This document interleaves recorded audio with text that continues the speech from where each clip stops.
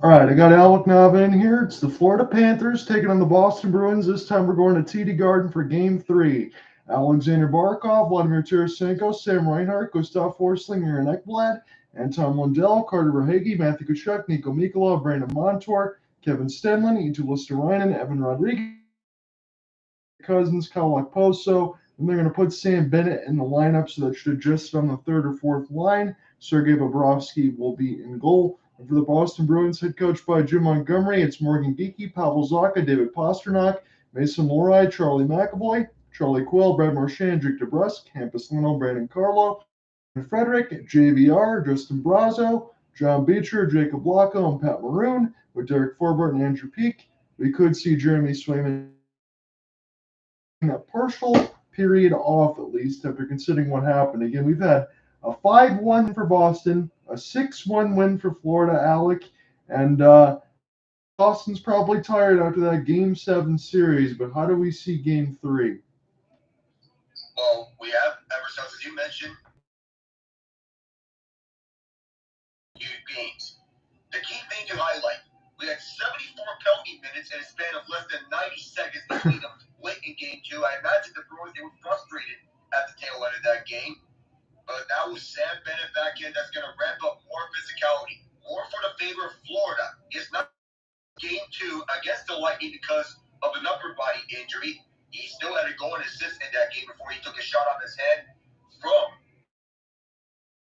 Fire. But now with Jeremy Swayman potentially back in the nets, even for as outstanding as he has been throughout the playoffs, Game 2 showed he is more, and such electric runs can only last for so long. I imagine him bouncing back to form in Game 3, but how will he fare against? I mean, yeah, Swayman was kind of playing at an MVP level, as we talk about. Even the same thing for Shesterkin. Those are the two best goaltenders right now in the East playing at that type of level. What was interesting to me was you had Brad Marchand when you have one of the parts of the goal line for Florida. He's trying to interfere and cause some chaos. Okay from Jim Montgomery to fight Matthew Tkachuk. That's not what you want to do. I mean, this guy is silly season when it comes. They say you get the coach's approval for fighting Matthew Tkachuk. I get Pastrnak is a little frustrated with the way that game turned out, but I think it's how Pastrnak wanted to do things out. Do you want to take first crack, or do you want to go per the usual route? I think we're going to. So I'll start with the first. I'll give it to Alec, and then he'll close out this game. I'm assuming that we're not going to get OT tonight between these squads unless we finally see something different. It's been blowouts. Charlie Coyle and Barkov will get set to go ahead and take the draw. And again, Alec, as you mentioned, even for Coyle, I saw before I get on the play-by-play when the first goal was scored that the Florida Panthers were pretty much having a meltdown, and they were thinking that the series, and then you get 6 straight. Oh, well, it doesn't end after 2. Right, that's exactly how you have to think. Now you got Brad Marchand all tied up at the circle. He is just all locked in with Barkov, so I guess we'll be starting with the immediate intensity as then Coyle gets wiped down. And again, Mikkola absorbs a hit as this goes down near the right side boards and then sent all the way back down for the Bees. So Marchand will try to get this one back here to McAvoy. Here's a flip pass, and this one will be sent in. Again, the Bees are in the all black with the yellow and white striping. Florida with the white jerseys, red striping, and blue pants. We will see what happens between these two. It's been a pretty crazy series all told, but again, it's still tied just 1-1. This puck does not get out And Florida, bombastic effort. We'll go ahead and take a change. Again, as Alec mentioned, 148 penalty minutes in game 2. You need more than a calculator to adjust all of that. As Zacha, he can't get it. This is a drop for Bennett. Verhaeghe will let it go. This one goes wide along the end board. Tkachuk will turn and fire. This one will go wide. As Florida immediately gets this in. What a pass across. But Bennett gets all tied up. And then Florida was just trying to send shots to the net. This will go all the way back down. Bobrovsky will play it near the left side of that trapezoid line. Again, at least Skinner, because he got a penalty for that the other day. As this goes down near the right side, slow up now on the right side, boards and stolen by the Bruins.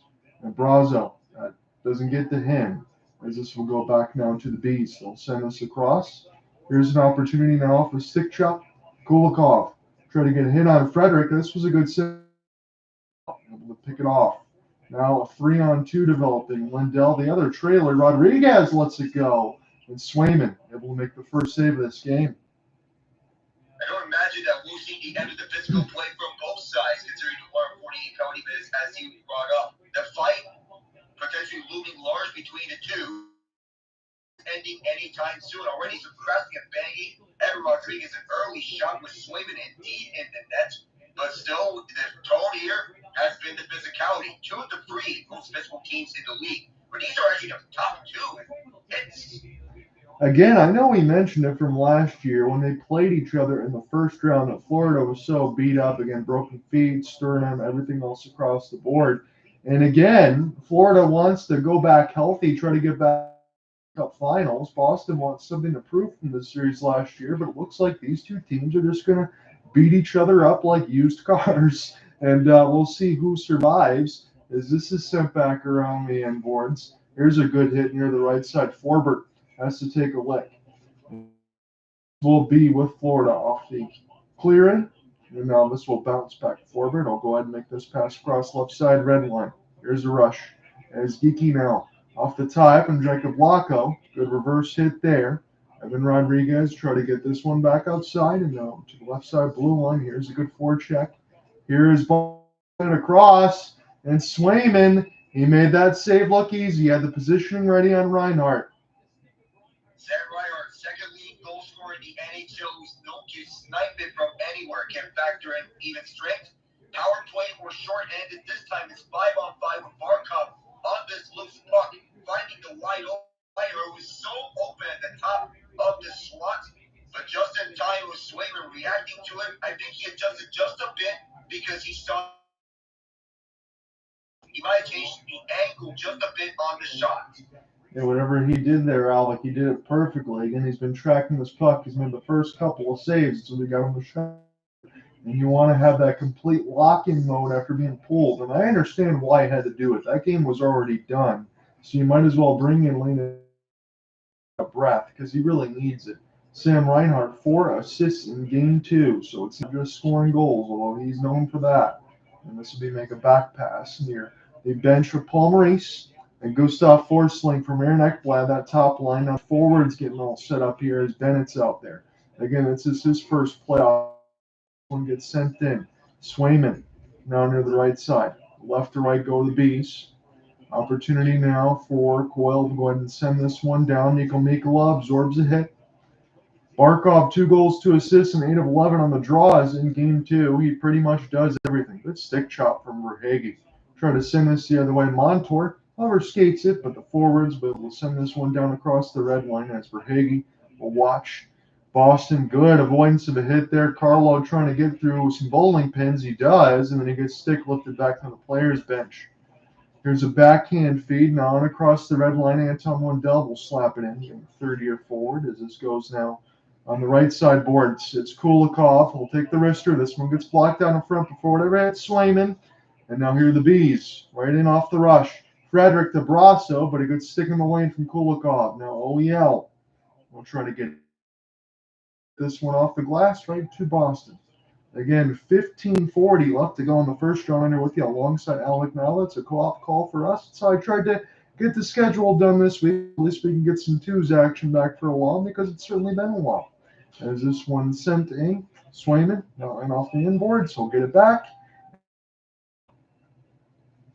Brad Marchand was struggling to get to the bench with a loose stick. That thing was so loose, and it took a while for him to get back because he was fighting with several Panthers. And immediately, some of the coaches come talking to him, or one assistant coach. And as we mentioned about Sam Bennett, that was him knocking Marchand towards the boards before for change. That's what caused him to get a little banged up. No doubt about it. It's Sam Bennett and Brad Marchand. You got two sandpapers. And I wouldn't be surprised if Brad Marchand takes a few more licks in this game. Oh, you mean literally or figuratively? Oh, yeah, because he can also do that too. By the way, I kind of stepped all over myself. It's McAvoy. That's why Alec Nava is in here. As this is sent around, McAvoy will try to take a look. He'll pick it up now across the boards. Pat Maroon, he absorbs the hit, able to stay on his feet. Goes right to Charlie, though. Right side dot. Here's a fluttering chance. I think that troubled Bobrovsky a little bit more than it should, and now OEL is getting punched in the face.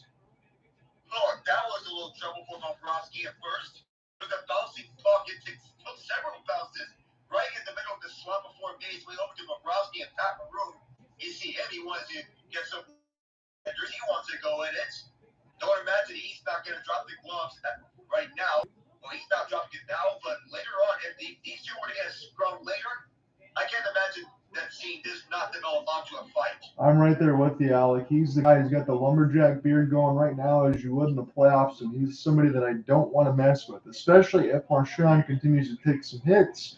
You're going to back up for your captaincy. As they're showing this again for McAvoy, it was a good stick in the lane, but it was a knuckle puck on that left side that Bobrovsky had to take an extra hesitancy to cover as it got around Stanley and OEL. Again, that was a tougher save than it looked like initially when I called it, but now they're really eyeing in on Maroon and OEL. We'll see if they actually go back to the draw. There must have been some delays here, but this is near the right side dot. It's a defensive zone draw one.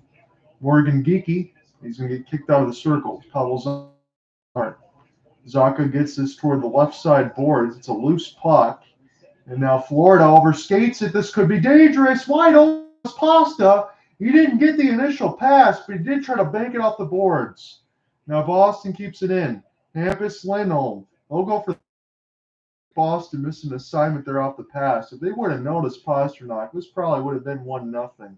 As this goes back across the inboards to Charlie. McAvoy will slow it down with the stick handle. Forwards take the change for Jim Montgomery. Here's a good outstretched pass for number 88. Stick drag. He gets hit off the puck by Mikula. And then he gets blown up near the right side dot. He is not playing around. He is the bowling ball, the hammer, everything else as we get a whistle. And that shoving match is. And they know Pavel Zacha, he did not like the way that Bennett hit Pastrnak. And that's a retaliatory penalty. And from what I'm seeing, they're announcing right now between referees Francois Saint Laurent and Dan O'Rourke, Weissman, Shandor Alfonso, and Johnny Murray. But that backed off the skate from Zacha as he was trying to set perfect timing block on the pass by Mikula on the other. I'll give Mikula credit. And Bennett, like a freight train on Pastrnak. That was vicious. I'm glad you called out there for Mikula because my initial play-by-play I thought it had been a missed pass, but you're absolutely correct. That's a maybe goal-saving block. Now Florida is going to get on the power play. A bad penalty, but Pavel Zacha holding the stick. 2-minute minor. As this is sent around the inboards now, Verhaeghe. And very dangerous. Here's a chance. This one is Barkov gets destroyed. This is all sorts of hits here, and I think I'm going to love this game. As this is now Verhaeghe near the left side. Back in behind the net. Barkov back to his feet. Here is the Panthers. Verhaeghe to the screen. This one blocked again by the Bees. Now near the left side. Try to get it out in front for Sam Reinhart. Montour will take an extra pinch. And Tkachuk just hits that Mario Kart banana peel sides as Marchand. Oh, if only got his foot right behind the blue line by just a bit.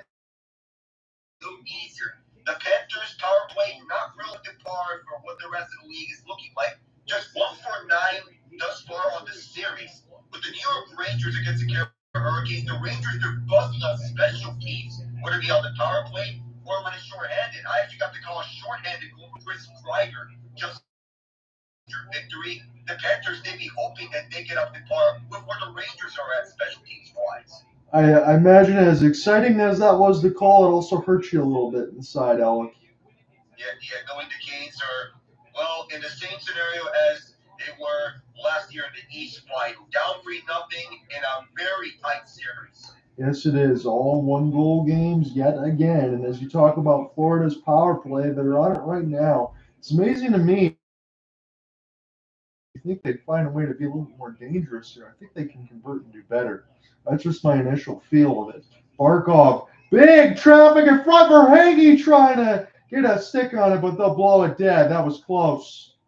Oh, Bruins faithful can breathe easy that time. That was so close to being the first goal. So many times the Panthers were close to bringing the first goal of this game.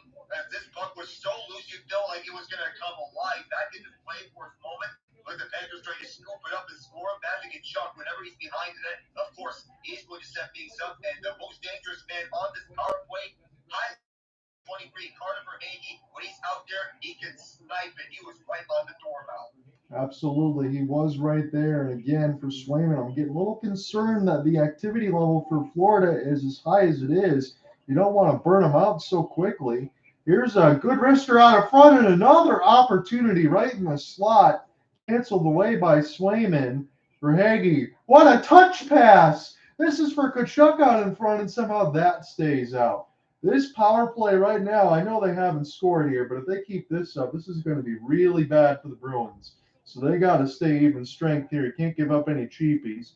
Here's a clear in. Now on the left side. Lindell try to find it in Boston. Alertly clears this down the ice. Sergei Bobrovsky will stop it. That's going to be the end of Florida's power play, but that sure was dangerous. Opportunity now for Tarasenko. Takes a big hit as he clears. This will stay with Florida. Slap touch pass. This will work off the inboards now. Frederick, he turns it over in a bad spot right to Liddell. And then that shot was stopped by Swayman. Another one toward the net. Swayman down. And now they say Florida scores. What in the absolute was that sequence? I'm not sure what just happened, but we saw certainly something was Gustav Forsling on a as this was bouncing out in front. I'm not sure how it made it past to the net. It was bewildering at first sight. Swayman was, and that spelled trouble for the Bruins, and the Panthers get basically a freebie that doesn't really look like a freebie. Not sure if this was deflected or if this was Forsling on his own. This was up, and it bounced up and over. Oh my goodness. Did it bounce? Look right now. No, yeah, you're right. It went over and in. I thought it almost bounced off Brandon Carlo, but this got some Shark Week hang time. I don't even know if Swayman put it in the net from that overhead camera. They're currently saying Evan Rodriguez for the moment on the baseball bat move. Yeah. We'll have to check this replay. If it was either Tarasenko or Rodriguez, but for now, they're saying Rodriguez. I'm happy for this fellow. Well, I'm sorry that the goal call wasn't a little more clear. That was just the craziest thing we've seen. That was like a castle attack trying to bar the door with a big wooden plank, and eventually you're going to break in. That's what Florida's done right now. With 11:35 left to go in the first, John Hunter with you alongside Alec Nava. It's been all Panthers right now through this first period, and Jeremy Swayman, no fault to him. They got to really help him out now. Get this puck in the other end. Stick goes flying. We're just going to see everything here. Barkov back in behind the net. I'll look to start this one right to left. Here is Forsling off the clear end, and now we'll get a hand pass offside, something of that matter. Well, now that we may be getting our first TV timeout of this game, the Panthers, they're doing everything. As far 7-1, the shot edge, they're putting on the physical, they're putting on the shots. Everything's going right for them in their first game back since the fateful day in Game 7. I think you're right. When I saw that again, Rodriguez able to take that carry and bounce in the air and put it in past Swayman. Honestly, right now, if we're grading Jeremy Swayman, I know it's 6 out of 7. I know it's probably too early to give a grade, but I'm going to give him an A+. I don't even know how Florida doesn't have 2 or 3 by this point. I mean, and we're looking at these establishing their dominance Yeah. all over the Bruins. We can imagine that, whether it be Boston or Florida, we imagine that this will go Florida's direction because it's a series that plays to their favor either which way. So I'm looking at my initial notes when I typed up some of these things for Sergei Bobrovsky, and I see he only had to stop 14 out of 15 in game 2. And right now, Boston has one shot. We're almost halfway through the first that Bob has had to stop here. So this is not a good start for Boston. Again, I talked about it a long time before when we went through that Maple Leaf series and said, is Boston going to be just a little bit exhausted after that 7-game? Well, in game 1, they had the fresher legs, right? Because you bounce back, you've been playing every other day. But ever since this game 2 and now into game 3, we need to see Boston start to find their legs. And so far, it's not showing. Again, we were expecting them to be a little exhausted. That wasn't the case in game 1, but games 2 and 3, it started to slow down and what we expected to see from the Panthers in this series. Yeah, I know they got swept by the Bruins in the regular season series, but the Panthers came in better prepared, knowing how to bounce back. We don't see them lose back-to-back playoff games all that often, but right now, that's a nice bounce-back win for them. Carter Verhaeghe, 7 games, 5 goals, 4 assists, 9 points for number 23. Again, he is Mr. Consistency. I mean, you looked at it for Jonathan Marchand for Vegas. I know they're not there, but over the years, I would put Carter Verhaeghe in that same class. If you're going to play in a playoff game, he's going to find his way on the score sheet. He's going to do a ton of damage. So that's why he's getting profiled right now on TNT. So, John and I are with you alongside Alec Nava. This is game 3. This is a pivotal swing one as this series is tied 1-1. And now it looks like the linesman was a little bit surprised that action was underway, even though he dropped the puck. So this game's going to continue to get crazy as Barkov, this one gets flipped back down away from McAvoy, and then he dumps in with a shoulder. Now back around the end boards. Barkov has to wait for his teammates up the delayed onside. Don't get there. Nico Mikkola will get down to the left side red line. Spin around the embankment. There's an opportunity now for Evan Rodriguez. They're showing him on the score sheet with Gustav Forsling. That's your goal and primary assist. That's what we got right now. Well, I love to go on the first. The shots are 7-1 as this is sent in. So Bobrovsky, again, that doesn't count as a save, but at least he gets to play the puck. I imagine he's quite bored. Nico Mikkola here for Sam Bennett. I'll try to get this passed across to the right for Verhaeghe off the drop. Here is Barkov off the spin. Defense, but it's going to take a few just to dispossess him of the puck. Still back now to Tkachuk. Tkachuk was able to keep that alive for quite a bit. OEL, here's a slap pass, another deflection attempt. Swayman able to get this one near the left side pad, kept in for Verhaeghe, passed across to Bennett, and now on the left side. And Bennett, he gets caught in a turnstile. This is Florida all over this puck right now throughout this game.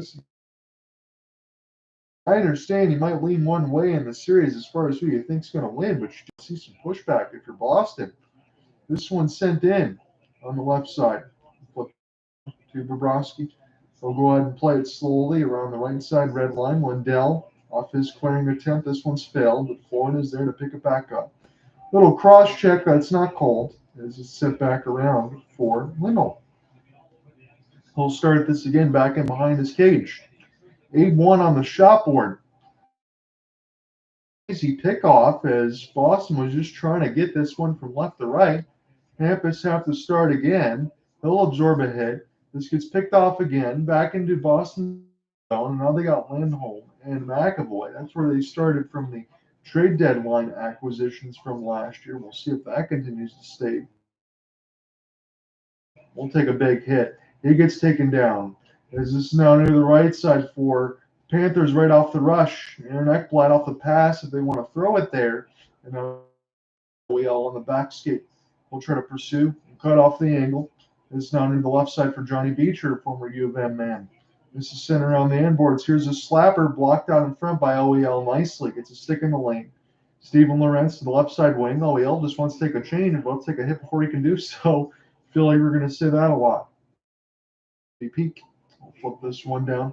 Upside red line. So again, there are some different line combinations. Pavel Zacha trying to find this puck in between some skate blades and behind the cage of Bobrovsky. Bobrovsky, we'll just watch this go near the left side post. We will get some more pushing and shoving into the net as players are getting a little testy. Verhaeghe, who is going right at Barkov, the heart and soul of the Panthers. Brandon Montour wants to have a word with Verhaeghe. He said, "You can't go after our captain like that." David Pastrnak, war with Eagle Nikola, but all throughout, it's been all Panthers in the first 11 plus minutes. Yeah, and Alec, again, as we talk a commercial break here, the physicality between both these teams being the top two teams that are left, but the top two teams in the league, nonetheless, at throwing hits. You know, fighting as you did, as you mentioned, with Pastrnak and Tkachuk or some of the other plays, I mean, that bleeds right into what Florida wants to do. It kind of wakes them up, so I don't know if that's what Boston right now. I don't know about it, especially with all the line changes being made. You take out several figures and put in some new guys.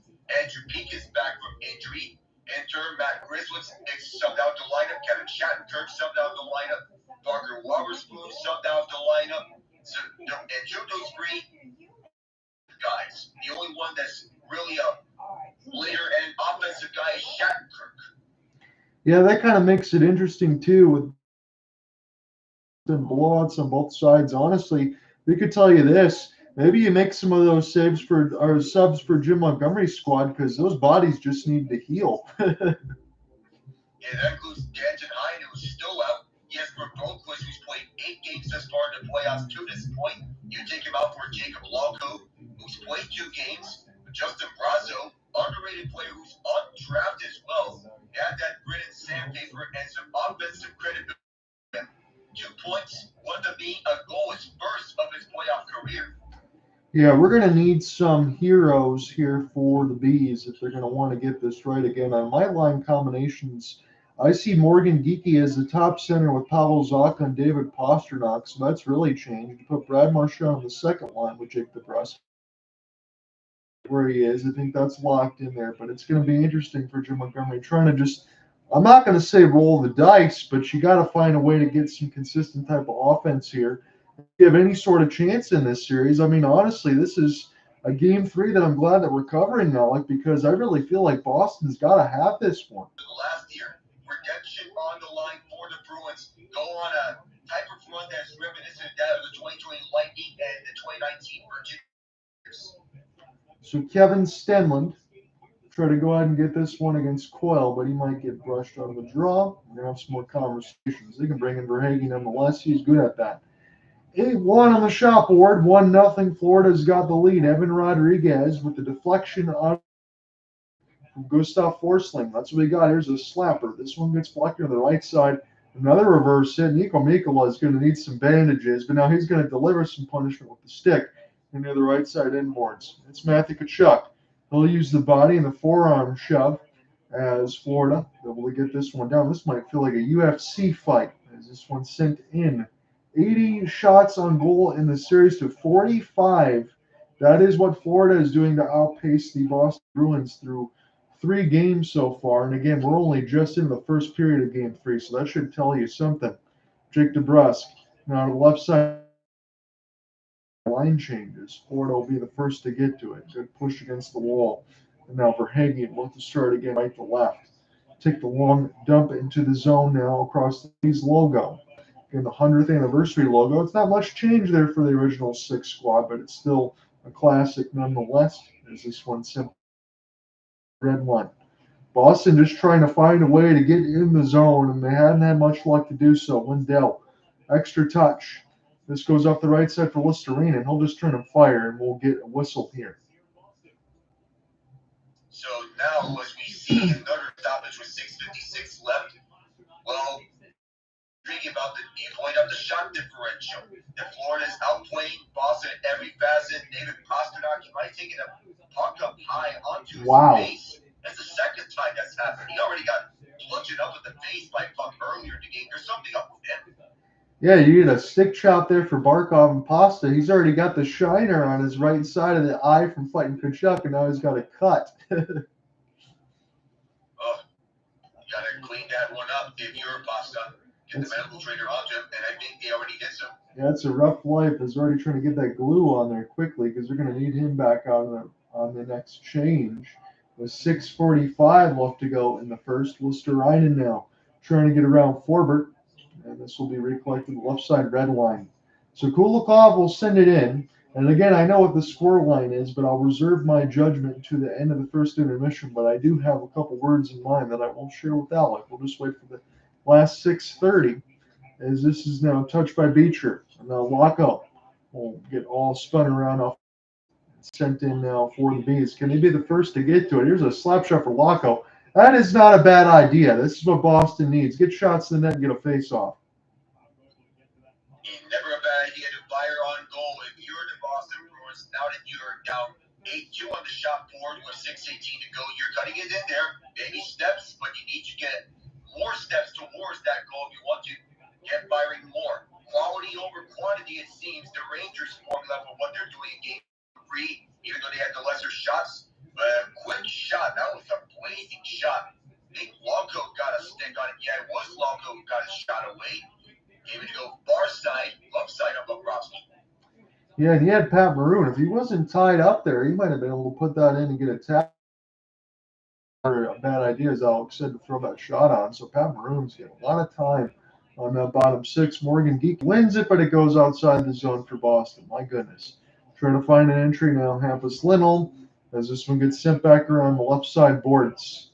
It'll be an opportunity. Reinhart, he's all tied up there. Forsling, this is loose for Boston. And the right side down here's a slapper and a good save for Bobrovsky. Able to see that near the left post. Now McAvoy, he's open in the high slot. This gets inadvertently blocked, and this will get across the Boston logo.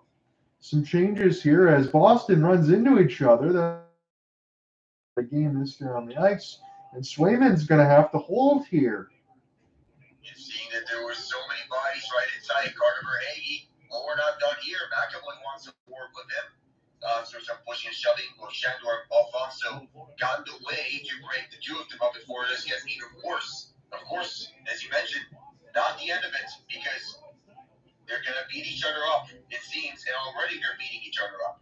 Yeah, and again, Alec, if this continues as it did in game 2, our game might go an extra 45 minutes, and not because of an overtime. It'd be because of the fighting natures and all the stoppages. And you mentioned UFC fights. This certainly looks like, or even a WWE match. Yeah, these two teams, again, Florida just breathes life into itself by punching other people in the face and scoring goals. Boston observes a lot of hits as well, so we knew this is going to be at those line combinations that Alec and I already talked about. I'll look on the other side for Florida, and I still see Barkov, Tarasenko on the top line, Carter Verhaeghe on the second with Matthew. Florida's lines look pretty much locked into me, and if you're Boston, you really have to do some of that switching, as we talked about, as Jim Montgomery has done. I just don't know what's going to change here unless we see an attack for Boston. And I honestly, Alec, of all the things that I'm about to say, I'm not sure to change it. Yeah, I mean, you keep the consistency around. I'm not sure how things get changed up because of the strategy there. Yeah, the behind the net attack, the all-out shots, the physical attributes. I mean, Boston, they throw a lot of hits. One of those teams that, because you have the best goaltending tandem in the world in Ullmark and Swayman, they're kind of counted on to do the heavy lifting.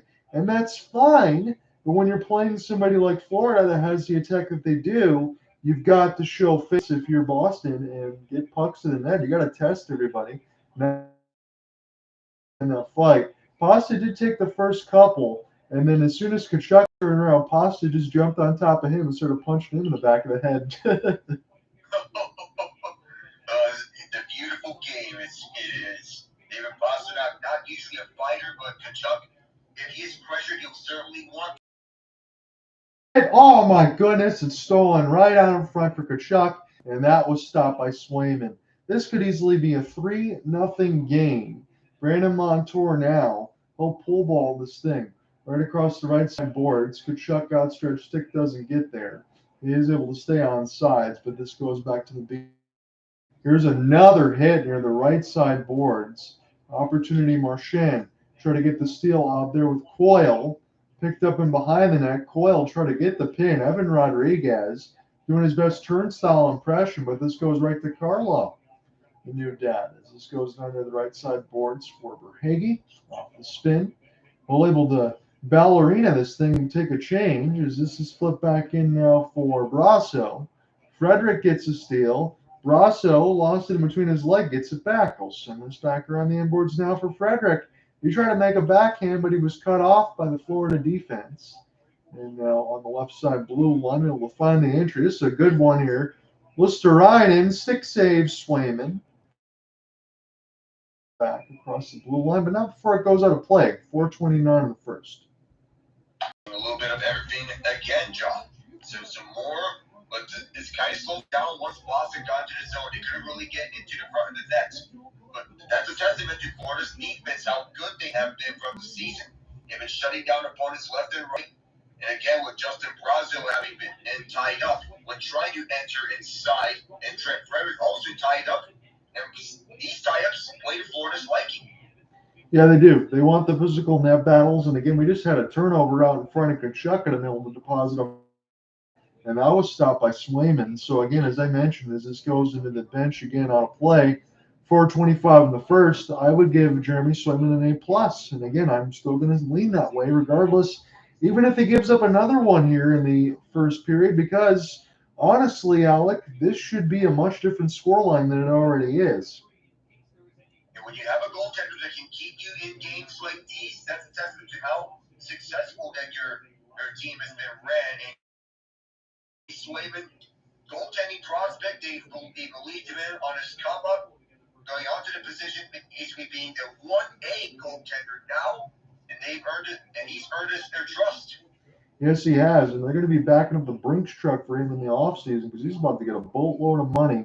And that's going to be interesting when that happens. I'm not saying it's the wrong decision because you got Ullmark there too, but you're also going to need some forwards that take less. McAvoy into the screen. That was saved by the left.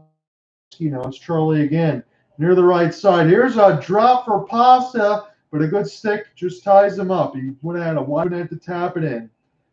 And now we get a whistle. We'll see if we're going to get a penalty call here. Morgan Geeky's irate about something. It seems interference from what we're hearing. I'm not sure what it is. It is Morgan Geeky going to the box. 2 for interference, we say. We'll have to see this off camera because Alec and I, in our initial shot, we weren't able to track it here. So McAvoy off the tie-up. Again, his shot gets left pad save, and then trying to see what Geeky did here. They're not showing it just yet. Geeky now near the left side off a backhanded pass. And now he comes over near the right side and just pastes Barkov for no reason. Yeah, that's a penalty. I mean, for what reason would you go after someone for any particular reason, even if he doesn't have the puck? No. And you slip towards the wall, it's either going to be boarding or interference, but because Barkov didn't have the puck, it's interference. So now Montour. Coyle off to the races, but Bobrovsky there. We'll clean it up. Here's an opportunity now for Florida to gain the entry. Drop for Verhaeghe. Near the left side boards now. Florida wraps it around. Again, not a very smart penalty here for Boston. And this could be the scoreline that it probably should be if Florida cashes in. Another pass. This one's flipped over the net again. It's sent back around now for Barkov. We'll go ahead and touch. We'll get it right back. Near the right side dot. Here's a pass for Verhaeghe. And this one goes out of play. Close. Florida's power plays buzzing thus far. They're getting more dangerous chances around. We haven't seen the play just yet, but that was way up high for Maverick and Chuck. And even if you were to deflect that in, most likely it's going to be waved off by a high stick.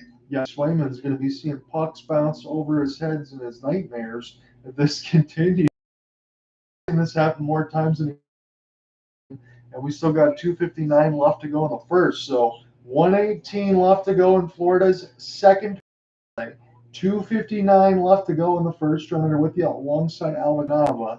And now the Zebras, I think, are making sure they get the score clock correct. So now they got 3 minutes left to go in this first. So a couple extra seconds. There'll be an opportunity for Lindell. We'll try to win this draw. It's Tkachuk. And this will be easily cleared by Boston. They need to do that, but they also need to press once this power play is done. It's Montour. They'll make a back pass as Florida tries to find the entry right to left. Reinhart send this one across. This bounces off a couple stick blades. Florida try to get to it and keep it alive before Boston can send it all the way down. Their penalty kill has been pretty good, 29 of 31. But again, a lot of that is because the Maple Leafs went 1 of 21 in that series. So this will be sent back down now. Barkov able to take his time, goes back to the defensive side, right to left. Right wing is Rodriguez. Here's a touch, but it doesn't go back to anyone else but Florida's defense. Boston in the middle of some changes, and offsides is Florida. That was a bad line change, and they got saved there. Sam Bennett has a skate ahead on the line change by Boston. It looked like they were going to be caught on the line change. Yes. Bad timing for the Bruins to make changes on the PK once the Panthers they got back up. The Lightning previously in the Stanley Cup final, they were caught on a line change when winner in Game 4. But when you once again it speaks how you need to time your line changes correctly. Yeah, the smallest things, Alec, they make the biggest difference here. And again, you cannot afford to have Rodriguez.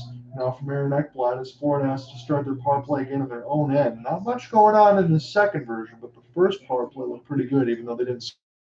Bennett off the drop now for Vlad Tarasenko. Not used to seeing him in a Florida Panthers jersey, as this is now the right side. This is switching places with Bennett off the touch pass into the traffic. This one goes out of play again with 1:43 left to go in the first. There are looks. So far, it's just looks. Swayman and then out of play. Not sure they're going to count this as a shot on goal, but if it is, it's 12-3 officially. The shot totals in favor of the Panthers. Boy, this has been a feasting by Florida in the first period. And the only goal that went by was a fluky one, but they'll take it. Absolutely. Again, as we still got 1:43 left of a break here, how are you going to grade Sam Bennett right now? I think he's looked pretty good in this game. So far, I'll give him, even though he hasn't scored, I'll give him an A in his return. Here's another opportunity in front. Lindell will try to cash this in off the rebound, but Swayman's got it again. I agree with you. Again, we throw out two grades, and they're both A, and we're probably. Here's good timing. They'll profile Sam Bennett right now. Again, as he took a fair block, as Alec mentioned in the pregame. That was in Game 2, and now he's bounced back in. I think Sam Bennett, more so than anyone else, there's a lot of NHL players that thrive on grit and sandpaper. When it comes to the playoffs, Sam he's just that type of player. 44 points, 19 goals in 67 games in the playoffs. I think he's a playoff performer even more so than a regular season one.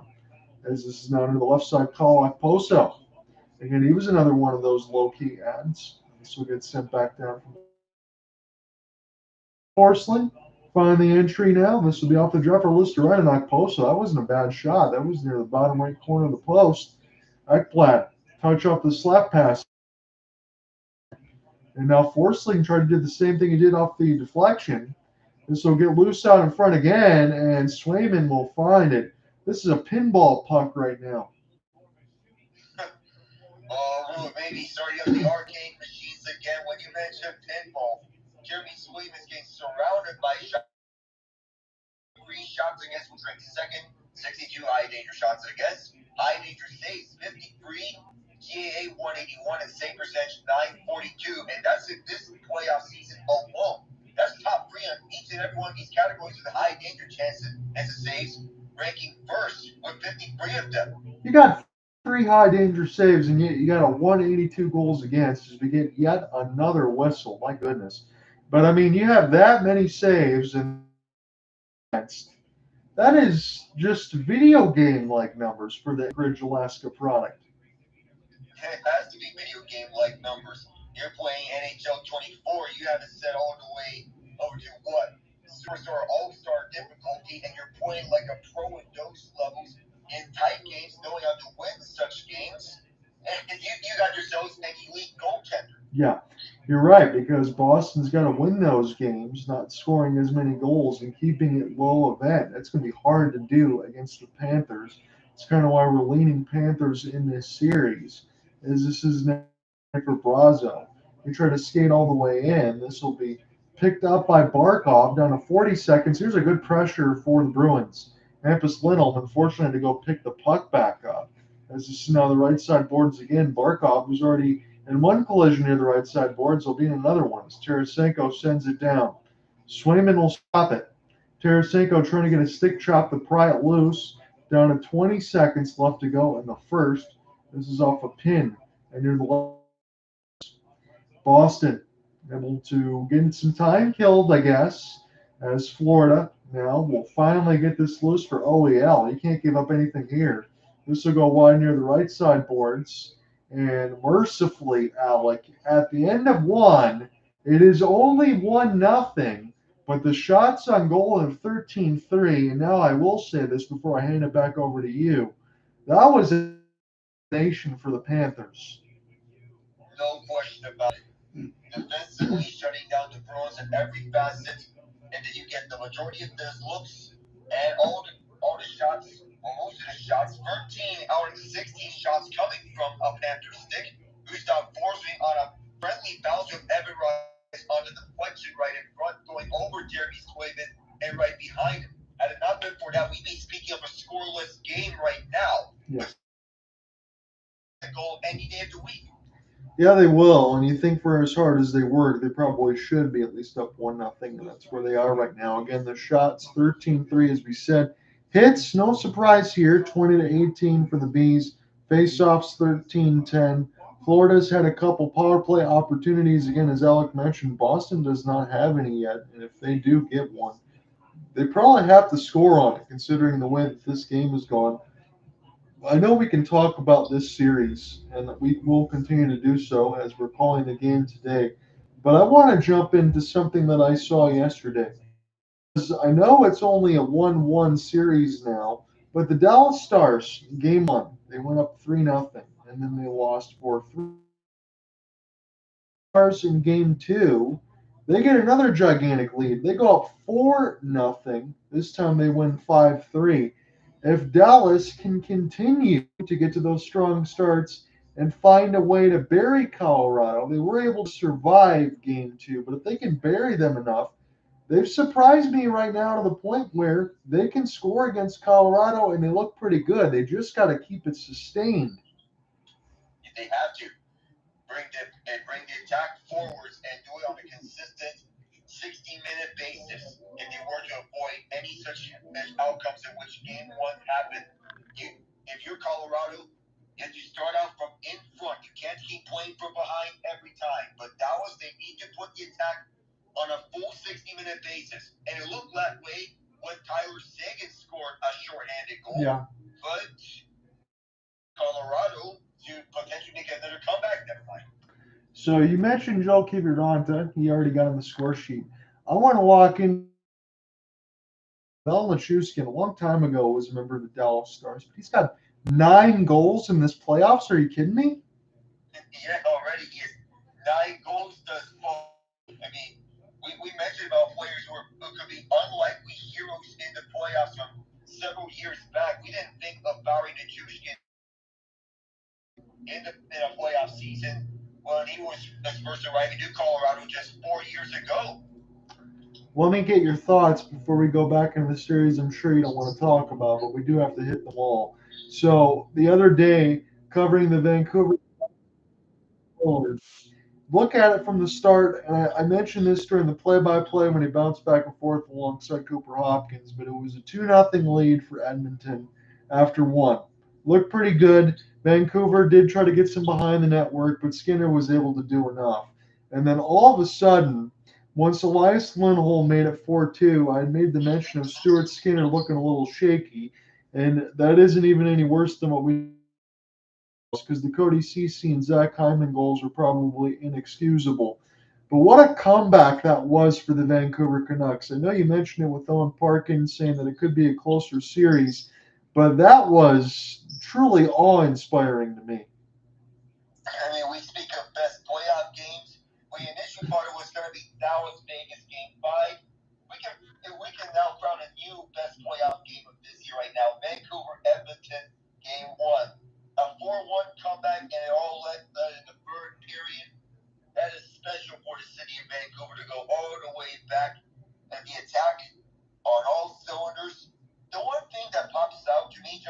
Yeah.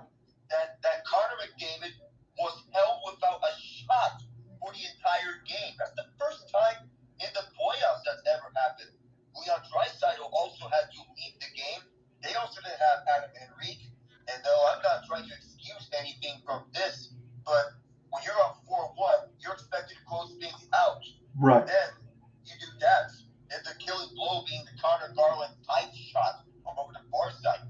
Fired 10 times in the first period. But Vancouver, they've been going on all fours on the offense. They know that they have the ferocious attack, and they remember that for the regular season. Yeah, I know they didn't make any trades at the trade deadline. It doesn't deter them. No, it doesn't. And again, when you talked about that for Connor McDavid, 200 games played, I think it was 700. And without a shot on goal, I had to look at that about 3 or 4 times before I officially wrote that in the story because I couldn't believe it. And then, as you said, I think I made a joke about Draisaitl maybe going to get some takeout because you're thinking that game was over. He had to leave, and then he has to come back in. And again, Chris Knobloch says cramps and equipment issues. You say that this time of year because you don't want to disclose any injuries, but all of a sudden now, if Leon Draisaitl's having some problems, and we'll see right now what happens about 10:15 Eastern in that game too. If he can't go, and Vancouver can try to make this 2-0 and then go back to Edmonton, we could have a series that I did not expect because I'll admit to you, Alec, I was leaning Edmonton, possibly even in 6. Yeah, that goal was either going to be 5 or 6. Now it looks more and more that what we thought that Oilers Canucks was going to be may end up being Rangers Hurricanes in the end. This series has got more interesting based on the game 1 victory. Vancouver's not going down on the fight. Rick Tocchet made sure of it with the way that he coaches. I want to talk about this series, and again, we don't have to spend a lot of time on it, but I got to get your initial thoughts because I know Carolina is essentially your second team. I don't know how you continue to deal with it. I imagine it's got to hurt your heart a little bit because from the Florida series and now this. Again, Carolina is not playing badly. They've outshot New York in all 3 games by large margins, almost 20 at times. They've won the majority of the faceoffs. They carried the play. But I look back in for 15 on the power play and a shorthanded goal against. That is what's killing Carolina right now. The thing is that we're Carolina going up against these teams. I know you do everything right. Offense is clicking, even strength. The one thing that is holding the Canes back in the series is that power play. What usually is an electric power play in the regular season and a very stout penalty kill, this power 15 in the series has allowed a shorthanded goal in game 3. The PK has usually been in all locks, and to be fair, they've been all off game 3. Yes. Still, you gave up 4 power play goals in the first 2 games. Those were on the road, and now you're putting yourself in a 3-0 hole thus far, and what could essentially be the most crucial season of your franchise to this point. You have 10 plus free agents in the off season, and you have to take care of, and not everyone's going to come back. You're outplaying your opponent for the second straight year, and now I don't know what you do. Yeah, I was going to ask you that because I'm not trying to make like some smart comment that doesn't need to be made or something snide because I'm not worried about Rod Brind'Amour. I like the coaching style. I like the team. I make the comparison of team in the NBA from several seasons ago, the grit and grind Memphis Grizzlies. When you think about Conley and Zebo and the like, it's a very good regular season team. They're always going to make the playoffs. But when you get in the postseason, what is the ceiling? My only criticism, Rod Brind'Amour, is I don't feel like he lets the offensive players go as much as they should. And then yet, as we said, you have plenty of games right now where you have almost 50 shots on goal, and you got Igor Shesterkin on the other side. It could just be simply that. But there is something over the last couple of seasons in between Florida and now the New York Rangers where this could be too bad because I feel like they're still, out of the 32 teams that we have in this league, top 6 at worst. In top 6 for the Carolina. You mentioned about the ceiling for them. So far, it made 2 Eastern Conference Finals appearances. Got swept in both of them on this current core. And that's too bad for a team that's hungry for a Stanley Cup. They know the goal, yet something is always going to prevent them from getting there. One time was missing pieces. Last year with Andrei Svechnikov, Table Teravainen being out for several games, and Max Pacioretty games on the year. This year, it's the power play being shut down. The penalty kill suddenly turning into Swiss cheese on the road against the Rangers. Goaltending isn't the problem. That's all stabilized with Freddie Anderson and Pyotr Kochetkov. They've been doing their best. Yeah, they have. And again, we'll see what happens. I'm hoping that Carolina can at least find their way to get back in the series, because they've been playing too good to get swept. But that's a situation that they might find themselves in. Let me give you full marks on this, and knowing all well that I haven't covered the NBA as much as I have. I was going Pacers, and I felt pretty confident, but right now it looks like the Knicks might take a lead into the halftime, and they're already up 2-0 in this series. So Pacers don't win this one, the series is probably over. But then, oh, by the way, the MVP Nikola Jokic for a third straight time, they're going on the road to play the Timberwolves, who are up 2-0. I must say, have to do something with the Timberwolves defense completely shutting down the Nuggets to take away Jokic's options. You can't truly shut down Jokic. So what do? Take away his options. Take away his passing lanes. Good job by Chris Finch on emphasizing that this Timberwolves defense could be historically good defense in the postseason play. Plus with the rise of Anthony Edwards stepping up, and with the defensive pieces like Rudy Gobert, those are really good defensive-minded players. Yes, they are. And when we're looking at the second side of the series, I think one of the wins was very surprising. One of the wins was not. Because I'm with Alec on the side of the Thunder and the Mavericks. I would like to see the Thunder move on, but I understand because it's just those superstar players can play like superstars, and they did last night. Although about to PJ Washington, who had a gigantic game. But the Cavs finally win a road game, and they did it in pretty convincing fashion against the Seas. Oh, that was the big job for me. That the Cavaliers, they put on their big boy pants and get a big win on the road to even up the series headed back for Cleveland. Boston can bounce back in some way, shape, or form. If the Celtics, they lose earlier than the NBA Finals, given that they're way ahead of everyone else, eyebrows need to be raised. Yeah, because it feels like to me, and they are missing Kristaps Porzingis, but I agree with you. It feels like to me, I think whoever wins this series between the Seas and the Cavs here, I feel like they're going to go to the NBA Finals.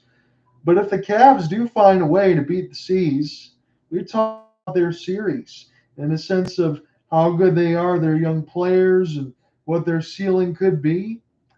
If they do it here, I don't see them beating even the Cavaliers. I don't see them losing, rather, to the Knicks or the Pacers. I think that they can go to the finals.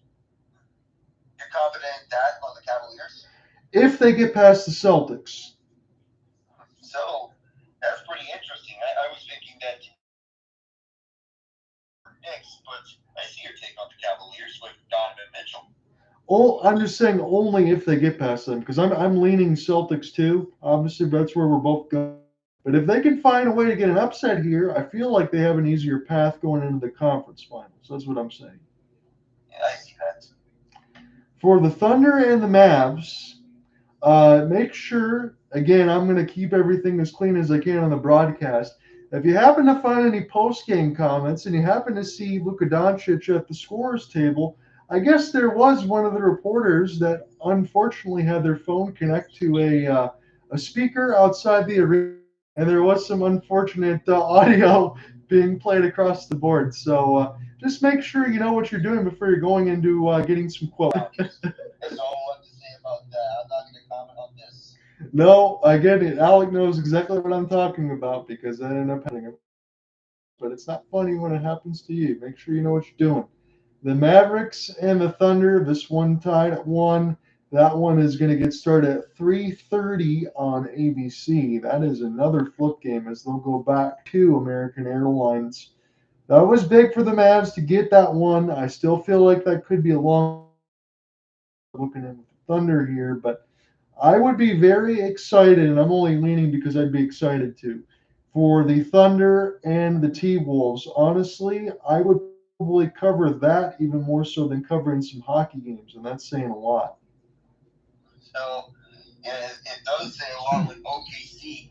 A young team on the rise showing their defensive prowess. We know about how they can do when on the attack with Shea Gilgeous, Alexander, Chet Holmgren, and Josh Giddey. But we do also have to account for the defense of Holmgren and Luke Dort. Shea is also another centerpieces around, though Dort, he'd be your go-to guy on defense among the guards. Yes, he would be.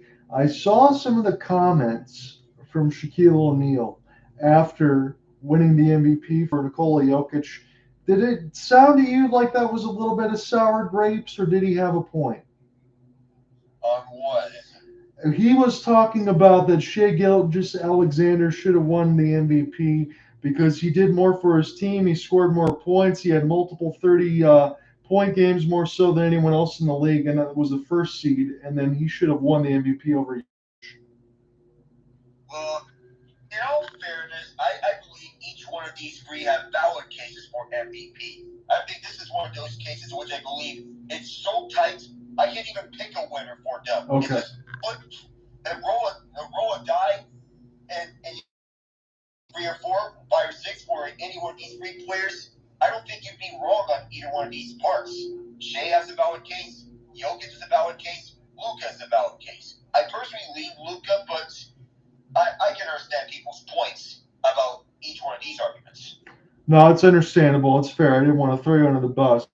Get your thoughts just in case you did hear some of those comments because Shaq, he went on about a 3.5 minute stint about it and a little agitated as well. So I just found it pretty interesting in that span. And then I also saw the rumor, and I know it's been reported a little bit, that they're trying to get some of the games back on NBA on NBC. And I think the number was somewhere around now like 3.75 billion to try to take some of the TNT rights away. So we'll see if that gets matched because, in all honesty, I know I'm a little bit older than you, but considering the fact that Ernie's been at Turner Sports since before the turn of the 90s, I don't see him going anywhere. And I also wouldn't see Chuck going anywhere without Ernie. I'm not saying that's going to disband the inside the NBA crew, but 3.75 billion is a lot of money. It sure is. When you have an NBA maybe a little adamant on turning that down. They want to bring NBA on NBC back. But that iconic being, of course, probably bring Bob Costas back for old time's sake. They could do that. I would hope if they do that, Alec, they still try to keep some of the things on TNT as well, because if we lose that side of the post game, I think everybody loses. Yeah, I mean, you want to bring everything back and onto the NBC, perhaps a rotation on who's going to cover the NBA Finals. Say 1 year ESPN does it, another year is the TNT crew that does it, you got the NBC crew that does it. Bring in Mike Tirico for play-by-play as the number one man. That's what I would do. I think that's a good call. I'm going to hand you this period, and we'll see if anything else changes in between this first. Again, Barkov and Marchand, they're showing them exchanging words right back.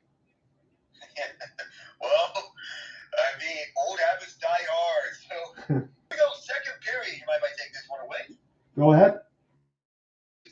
I'm Alec Nava. John, I hear you. So glad that you can join us all here between the Spaces and YouTube side. Is the Florida Panthers have a 1-0 advantage. They have outshot the Bruins 13-3 in that opening frame. The Bruins and their 100th anniversary jerseys. They're going from right to left now. The Panthers in the right. That shot went wide. Pastrnak just held it through, but Mason Lohrei, who played college hockey at Ohio State last year, couldn't hold it.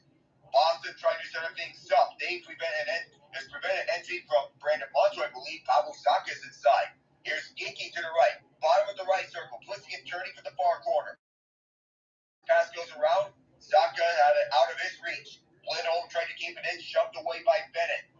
This skips right through, and now here's Tkachuk, who just skates it softly to center and defeats the left side for his usual line mate, Bennett.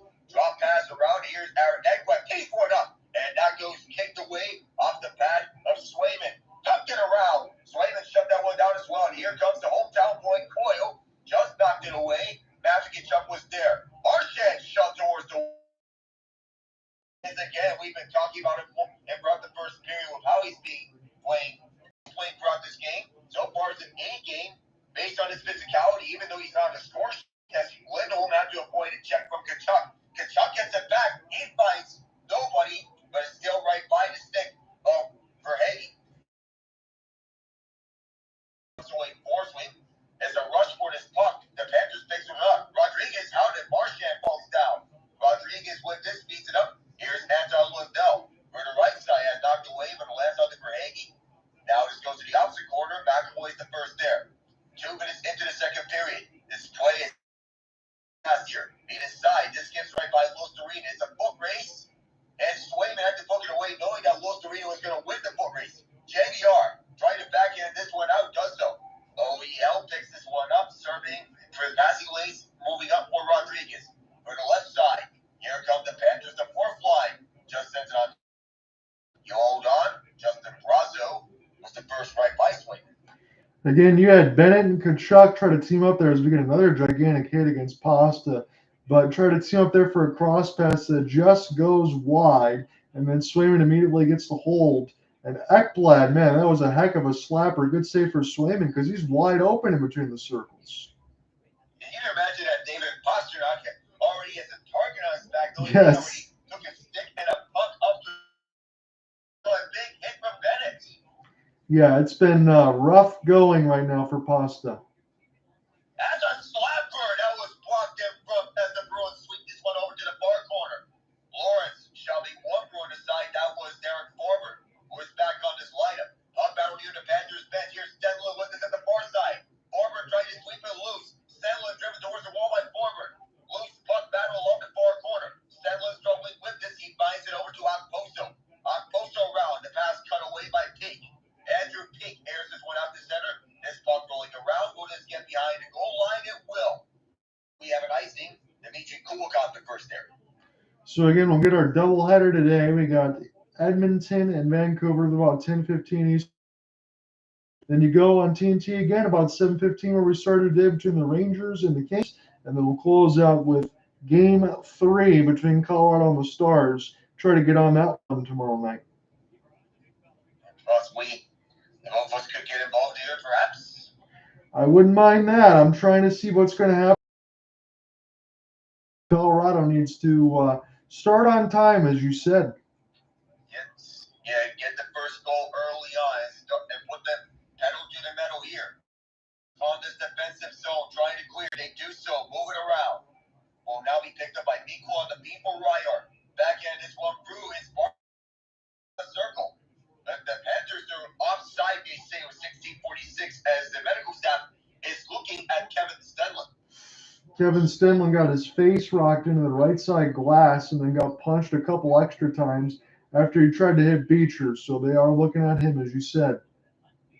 Yes, Stenlund was acquired via free agency from the Winnipeg Jets last season as they're surveying him, trying to get something corrected with him. He's not really all that good right now. Verhaeghe loses his draw. Looks like he's got a cut on the right side of his nose, Alec. Trying to get that one all fixed up. Here's Maroon, who ties up his man Montour right behind the net. Geeky there. He gets twisted and turned on this puck battle. Pastrnak tries it free. Over to Lindholm, has trouble skating with it. Now around through the nets as it was forced wide intentionally. Panthers picked this one up first. Pastrnak trying to chop this one away from Montour. Montour lost it. That's when his teammates help him out. It's out over to Boston. Sent with Lindholm. Lindholm down deep through center. Going up away from Geeky, who twists him around. Lindholm right there on the spot at the far side of the wall, and this goes out with 16:07 left. Well, unfortunately for you, Mr. Nava, you got as many stoppages as I've had so far, and you still got 16 minutes left to go in the period. Oh, man. Pat Maroon. Now they're showing him on that bottom six line. You kind of wonder, Alec, honestly, for as much as you said Pasternak's being tough, you might want to have Maroon on the same line with him just to have a bodyguard. I mean, as a part of a game plan in which other teams star players, and now this is Boston with this puck, and I wouldn't blame you if you had Pat Maroon up front, just to be Pat Maroon on the same line as Corey Perry back in his playing days in Anaheim. Back then, Lindell spun around as he was trying to enter. Rodriguez now behind that, chasing after his McAvoy at the near corner, but is held in by Florida. Back at the point is Dmitry Kolikov, stops shot, did not go all the way. Gets tied up by McAvoy. We don't have a penalty, does Bard, or do we? Yes, we will. It's Anton Lindell. Anton Lindell's going to get a penalty there when he was all hooked up. I imagine he's not going to like that, but we'll have to see something before that. We get a little hold on the stick there. He gets tied up and goes to the box. But, Alec, as you said, that took about 15 seconds in real time. Charlie McAvoy, he's got his stick stuck in. Lindell keeps trying to sell it, but he's the one going to the box after getting hit in the head as well. In fairness, saying McAvoy is poking Lindell like that, I feel it should be McAvoy getting the penalty at first, but if Lindell is really trying to sell it, that's not two for holding the stick, that's two for embellishment. I agree. I think you got it right. Paul Maurice, he's getting the clarification there, but he looks a little bit more normalized than what he would think if he was going to think his team was going to get a power play here. But again, McAvoy, and then he gets double hit on the other side by Coyle, does Lindell. My goodness. Not the way that he wanted things to go. Boston with some breathing room, but that's easier said than done. 0 for 5 on the power play after lighting up Toronto's penalty kill in the first 4 games of the first round series. The Panthers get the early clear. 6 for 22 in the playoffs. The majority of these goals in the first 4 games of that first round series against Toronto. That's where all 6 of those power play goals lied at. Panthers just get it out just before that shot could be made, and now here's a short-handed opportunity taken up by Los Torino, who gets slowed down. Swayman poked it loose, and the Bruins now whipped it. This is Pastrnak away from Los Torino. Sad from behind, but Pastrnak is going to skate up with this. Slowed down, now Forsling ties up the Rust. Collision at the far corner. It's Ekman saying this one down for the lane. Swayman will now pick this one up and leave it for his man. Right in front is Mason Laura, out of Ohio State University. To his left, and now a drop pass as he's met up by Reinhart. To the right side, Pastrnak back across. Drop pass over to Laura, who's walking the point. Now all the way for Pastrnak in the near corner. Pastrnak right in front. JVR trying to dump this one in. They lost this one away. JVR can't get this one inside, and we have some more questions coming between Reinhart and Kolikov. Yes, we do. And as you said, that was a great call from JVR there because he's right out in front. And you think he gets his stick on it a couple times, and Barkov and Mikula with the secondary effort might have been the ones that brushed it wide. But the rebound was right there, and then boy, oh boy, Kevin Stemlin. Man, he got popped by Brad Marchand. Oh, that was violent. Just after he got checked on the nose for cleaning up on that nose, he's back on the ice, and immediately he gets banged. Life of a hockey player, Alec. Sure is. Here's Lori, and I'm glad that I'm not wearing a hockey helmet on the broadcast spaces side. At the far corner, Morgan Geeky trying to get this one back. Can't do it. The Panthers trying to drive down short-handed. Here's Ekblad. Nice stick with by Pastrnak to take this one away. And now here come the Bruins back on the other way. Geeky drops it off. That pass was blocked for Zacha. Now it's loose. Geeky trying to get this one up for the clear 20 left on the man advantage. Lori once again. To the right side is Pastrnak. Sent up front. Zacha out of his reach. Panthers clear. Bounced off of Lori. And Florida can't get a short-handed opportunity. It's taken up by Pastrnak again with 5. Geeky to the far side. Sent one up in front. And Zacha couldn't get this one in the power play. Montour now. Just as when Anton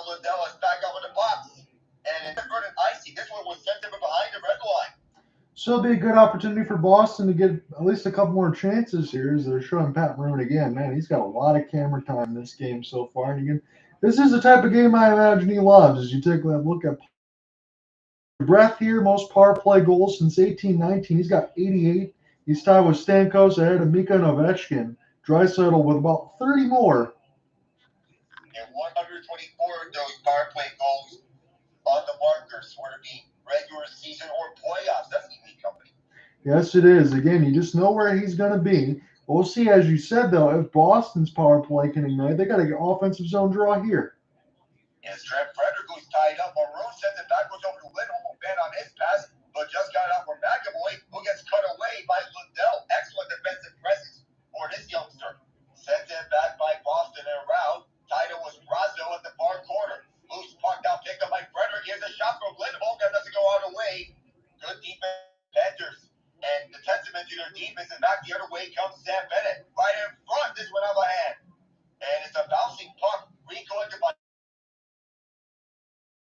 Verhaeghe, who pried it free.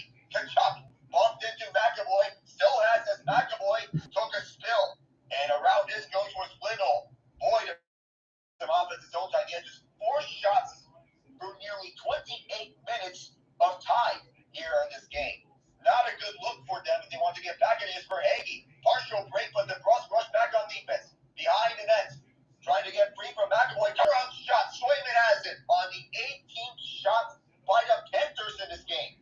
Man, oh man. And again, you called it right. We're waiting for Boston to get any sort of offense. I think the only adjustment, and this might be even hard to say, but the only adjustment I think Boston needs to make is not the traffic out in front of the net. They're doing a good job of getting there, but they can't get the puck toward the net. They got guys there set to deflect it, which is good. If you got Coyle or Zacha up there, fine. But you got to find a way to consistently, Alec, get this puck in the offensive zone. And then when you get there, somehow find a way to not get your shots blocked. I think the only way you can do that, you got to make the Panthers defense move because it feels like they're already in set position before Boston even gets in the zone. And that's why the shot's getting blocked every time. You need to be more accurate on the passes, it seems. Yeah. Even if you're getting some looks, it's very few and far between. You need more of those passing plays, more dot action that can tire out and defense. I agree. You got to keep it moving a little bit more because it's just too easy for Florida right now. I'm not going to say sit in a shell, but that almost feels like what they're doing on the defensive side. And then when they get the puck, Florida Panthers, they just seem to be able to push this down the ice without any sort of resistance. And especially for Charlie McAvoy, those that we struggled in the playoffs, especially in Game 2, we were on the ice for 2 even strength goals against, and for Montour's shorthanded goal. Yeah, I wouldn't even be surprised if that would have been something else, Alec, that you just told me, because I would have keyed in on McAvoy as well and said for the amount of hits that he's taken as well and for as much defensive responsibility that he has, he's got to be one of the top minute munchers, especially being a defenseman, but for Boston because they need him. They don't really have any other game breakers like that. That he's probably so beat up physically right now, it's tough on him. Yeah, it may be that way. It can be exactly the case on why some players, they've been taking some time off to heal from the injuries before they come back. Well, Sam Bennett, he got a shot block in the head. He would have to be out of the lineup. And Cousins is still out of the lineup because of an injury. The McAvoy and Hampus Lindholm, as we mentioned, McAvoy 16 giveaways in the playoffs. Lindholm has 12. Yeah, and you can't have that because you're just giving it right to Florida, who's dangerous in the slot. How do you fix that? Honestly, we're not really sure. I mean, you got to quick with it, do what you can, but you can't allow Florida to just play ping pong in your own net right now. You can't. So if you want to go to coaches, I know since they was mentioned once on the Ray Dre's podcast that they talked about the now fired Sheldon Keefe about possibly coaches taking a Scotty player, huddle up the assistants and say, I'm not sure if I can play this player. Then to the player reignite with a spark on their eyes and to get reignited. It's not a bad idea, Alec. I would try to find anything and see if you can catch fire here. And that's exactly what Boston needs to do right after that puck went out of play. Just 4 shots through nearly 28 minutes. As we mentioned, you need to find shots. 4 shots is absolutely unacceptable. I mean, we're getting to the Toronto Maple Leafs situation here. And again, if you're doing this against Florida, you're going to get buried. It is full-on facet right there. You do it against the Panthers, of course, they're going to make you pay. Yeah, we mentioned about their 2 first-period shots in Game 5 at the Maple Leaf Series. Game 6, they had 1 first-period shot. That's not going to bode well. Deflected wide, the Bruins pick this one up. They can certainly use a goal here right now. Coyle, this one poked away. That was DeBrusk on the receiving end of that. Barkov forward. Tarasenko sending this one through. And Swayman has it at the trapezoid. We'll leave it for Derek Forward. Forward moves it up for the far near side for Andrew P. Loose at the logo. He sets up. Pavel trying to center it. That went right by Jacob Longo. The Stoke plays over. Either Losterine and rushing out. No gloves here, but we have not seen the end of it. Nope, and Locko with just the tiniest brush on Sergei Bobrovsky. You know, it's going to draw a crowd, and Florida is going to continue to just belabor the point of this period, as we said. I mean, we could talk about, and I mentioned it, Pat Maroon of all people getting the shot, but an extra 35, 40 minutes, all the whistles. If Pat Maroon is the one taking all the shots in off the rush, and that's for Boston, I mean, good on Pat Maroon, but you got a problem if you're the Bees. I mean, you definitely do have a problem. You need to get more of these looks, even though you have just the 5th shot of this game. Just 5 shots near the halfway mark. That's unacceptable. Yeah, where's Pasta? Where's Coyle, Zacha, Marchand, some of the other top-tier guys? It can't be Pat Maroon leading the charge, and I like Pat Maroon. Yeah, he's more utilized as a 4th-line player. You don't expect him, of all people, to lead the way on the shots. As Frederick kept that one wide as close. Pastrnak on the hold at the right point. Now deep is McAvoy right behind the net. Lindholm tied him up. So it's McAvoy walking the far side and around for Frederick. Some line changes here for Jim Montgomery. He shovels the lines. This one, the Pastrnak stick and a rush for it. It's Brazo gets knocked down. It's inside the cage, and now it's Florida clearing. All the way down to center, glove down by Lord. Pastrnak re-enters back inside. High shot. That was Montour fighting it up. And Bruins swept away by Brazo. One Bruin lost an edge.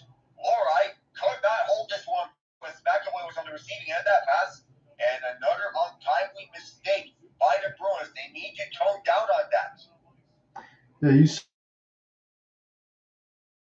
by Bobrovsky, and you get some more pushing and shoving.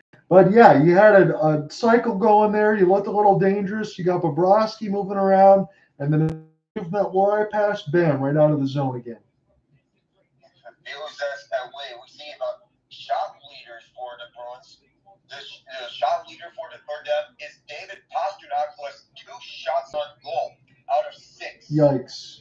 Yeah, that's not what you want right now. Again, you need more of those cycles from what we talked about. Get those chances. Get Bobrovsky to actually, I mean, he's going to need a coffee if this continues. I mean, it's just a rut. In a Keiko scene, Aaron Ekblad had as many shots as every Bruin not named David Pastrnak. Yeah, that's where we are right now, still with almost halfway left to go in the second. And Brad Marchand got some words for the referees. What else is new? I mean, there is something to say about it. I think they're going to wipe the shot away because there might have been an offside play that developed before that. If you fire the goaltender right after a whistle and you're offside, that's not going to end well. Usually it's going to end the fight. Pete sends it in. First to it is Kulikov. No, Walker was the first there. Good rush, but Kulikov took it away from him. Spinning around is Stedland going back over to the left side for OEL. Moved up to the far side. And this might have been moved out of play with 10-18 left to go. David Pastrnak is usually a playoff performer, but he's been rather quiet. Yeah, he has. And I think it's been the host of the Florida defense as well that's kind of made that a problem. And now Jim Montgomery's squad, they're going back to their top line with Brad Marchand here to try to get something going. And he plays at his best when he's playing against some of the teams that he's familiar with. And that usually means the Toronto Maple Leafs. Marchand leads Boston with 10.7 assists and 8 takeaways in this postseason. Here he is with this puck in the right circle, trying to find Coyle in front. The rush was also there. Now it's picked up by Lawrence, who clears this one down. Full race for this puck. Is not going to get to the icing. Not an icing. As Forward now picks this one up. Across for Pink. Pink taken away by Tkachuk.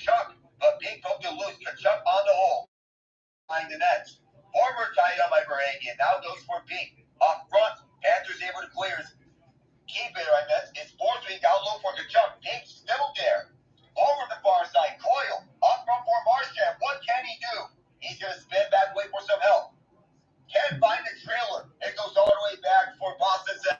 Swayman moves it up. Here's Lindholm to the right side for Carlo. Brandon Carlo starting to rush. Here's Pavel Zacha leading the way. On his backhand goes over to Pastrnak. Drop pass. There's a howitzer that was turned away by Bobrovsky. Markov trying to pick this one up. It goes by Pastrnak. And down Lewis goes. Forsling with this. 5 shots each in this period for both sides. And bouncing puck over to center. Race for it. Lindholm on the pickup. Reinhart with him. Lindholm all bodied up. Senko can't get this shot away. Now here's Pastrnak who has to retreat as there was an approaching Panther. Make that 2 as Sam Reinhart was on to him. Lindholm fighting Pastrnak. Enters for the near side. At the left circle fighting for a shooting lane. Can't get one. But a passing lane was there and it seemed like for McAvoy before Barkov took it up. Rodriguez, curling drag move. Jeremy Swayman with the glove stop to shut down Iran. Man, oh man, as you said, we have not had losses in this second period. McAvoy, after that pass, loses it between his skates. Evan Rodriguez in a 2-on-1. What a behind the pass. Rodriguez takes it himself, and Swayman, mercy, what a glove save. I mean, he was waiting for that puck the entire time for Rodriguez. It seemed like as Rodriguez, he's trying to get. I don't know if he's behaving like a dog right now, but it may be a sign that he needs some water. Or he was knowing that he probably should have scored there. That's my guess. I as well. Well, that was a great save there for Swayman. And again, we talked about for Alec alongside for Boston in their attack and everything else that we mentioned. We wanted to see some signs of life. Well, we did start to see a little bit of that for Boston off the rush. The only problem is, again, as we just discussed, now that latest one for McAvoy lost in between the skates. Hey, that's another giveaway. Turns into a 2-on-1. Swayman bells you out. Some of these passes, Marchand in the previous sequence, he's open near the right side wing.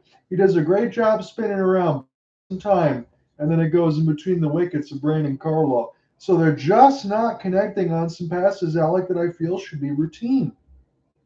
Yeah, it feels like they need to be more on point with these passes. It was a problem last year in that Florida series in the first round. He pointed out it was a bad matchup for them in that first round series. And this time around, it felt like a toss-up for either side. Realistically, either team can take it. We're still leaning Panthers in this one after what happened last year, but still, with last year, with the inaccurate passes, not connecting where they should be at, it would learn from that. Yeah, you think you got to just take a little bit more time when you get there.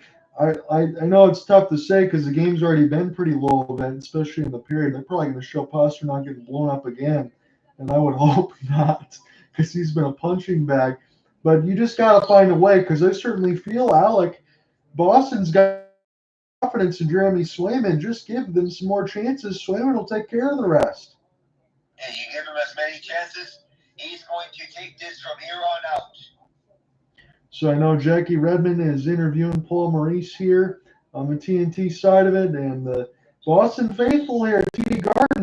Well, some of them are still pumped up here, but they don't want to be sitting on their hands too much longer. They need Boston to press.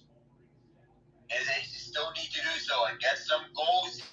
That's what the Bruins fans have been here to wait for. And the Panthers fans have made the trip. They'd be happy that they're up 1-0, but still too close to call. Jacob Blanco back the other direction after a Panthers shot.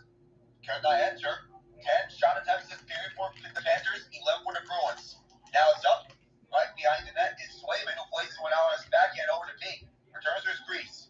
Sport around was one of the Panthers. Now it's down deep. OEL was a foot race out to Locko, but Locko trying to take this one away. Loose puck could not be picked up by him. Kulikov swept it away from him. Approaching there is forward. Kulikov tries to clear it, does. Getting rid of this puck is Losterinen. Cross-ice pass to nobody. It's OEL now. And a pass too far seems. No, it's Losterinen. I don't know if it's offside, but the Bruins are going to challenge this. It's Swayman. Bails out the Bruins once again with 7:53 left. I'll tell you right now, Alec, if Swayman doesn't save that one again, there would be a challenge for Jim Montgomery because that definitely looked offsides by a few strides. It looked like it,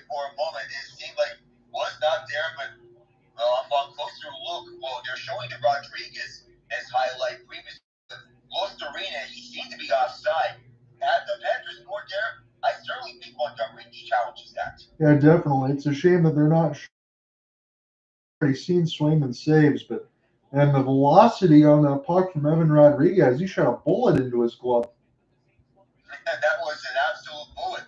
Brasso couldn't control this puck on the pass. Now it's a battle. Montour and Frederick going after the puck. Who's going to get it here? Maurice joins in, and Barkov joins in. Tarasenko's there. It's Tarasenko emerging. Now back the other way comes Nikola with some help from Reinhart to chip this one through.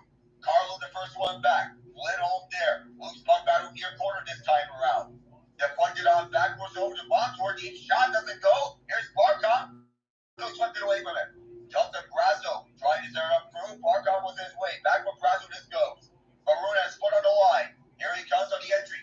He's continuing to wait. Now he has some reinforcements. On his backhand going over to Zacha. Following Zacha, stick lifted several times back to the point. Now back. Maroon trying to stick lift it away from Montour. Zacha on the hold near corner. And behind the net is Geeky. To the right side, Andrew Paper trapped it. Couldn't go. That was knocked away by Bennett. What a great game he's been having. Now around behind the net and to the near corner. Zacha back there after this period was knocked away by Pender. Up corner now.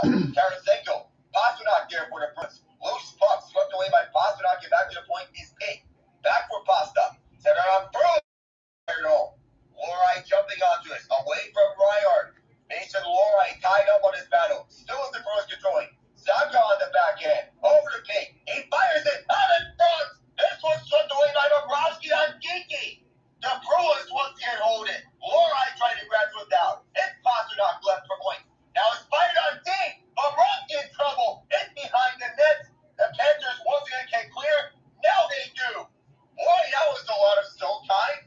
Certainly something the Bruins need, but they can get some more shots here. As the Panthers sweep it out. All the way down here is Sam Reinhart chasing after him. Lorai whacked away from him. And another shot there by Marchand. Now the Bruins re-enter. Jacob runs for the far side. The Bruins turns one on. That could not go. On Posto back the other direction. Up front for the far side. A bump and run. The Panthers now get it. Down deep from Montour.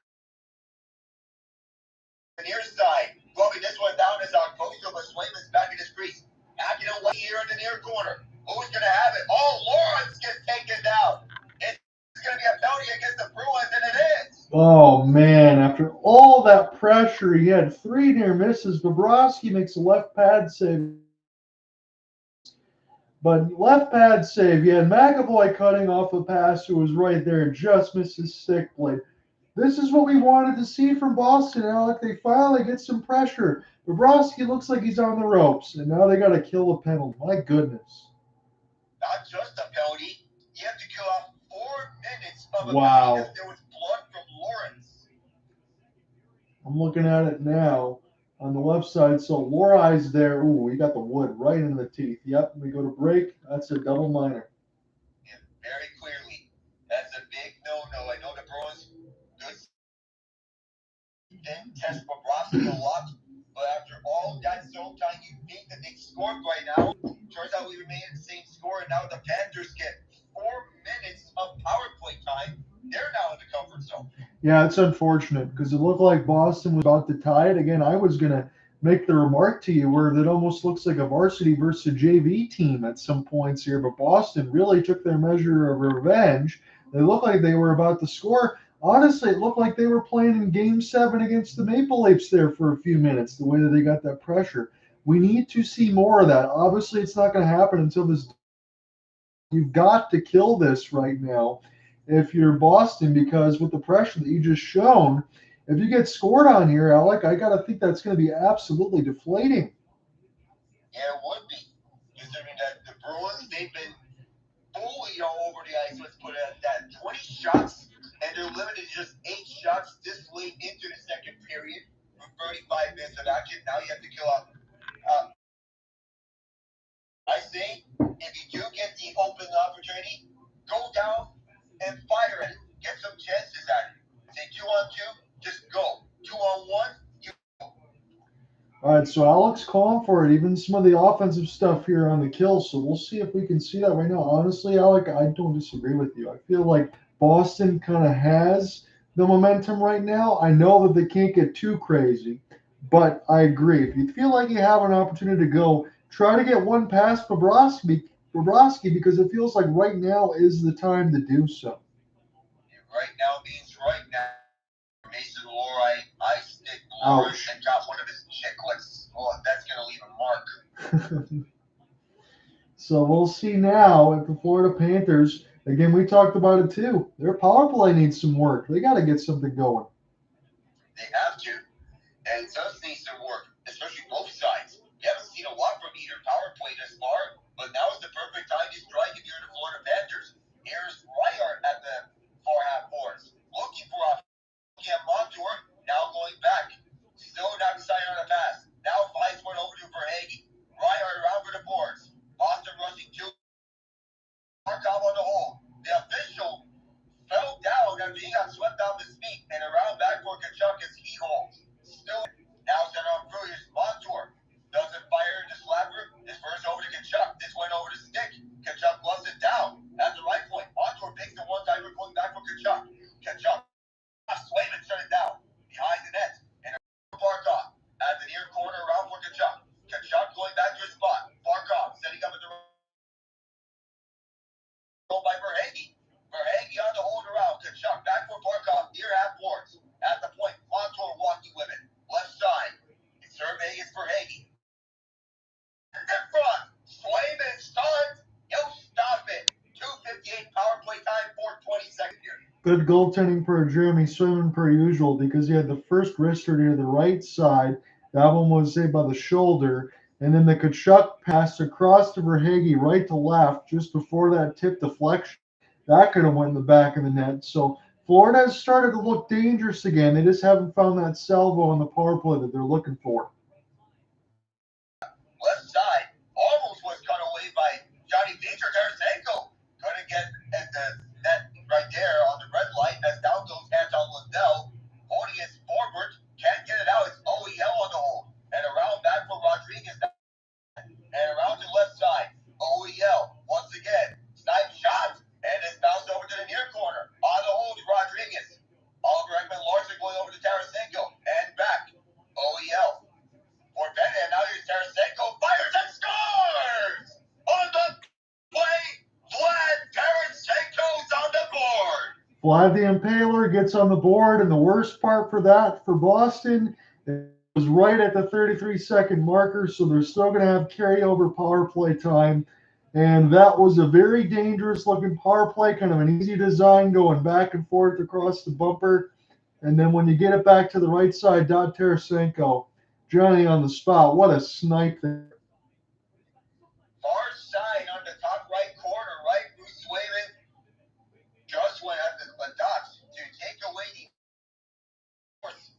You find a screen in front, you take that shot 10 times out of 10. Of course, right through it. Swayman could see it, could have located it. The only way that you're stopping that is if that thing hits you. I think you're right, and I think you made a great call there with Lindell on the partial screen. It did mess with Swayman's eyes.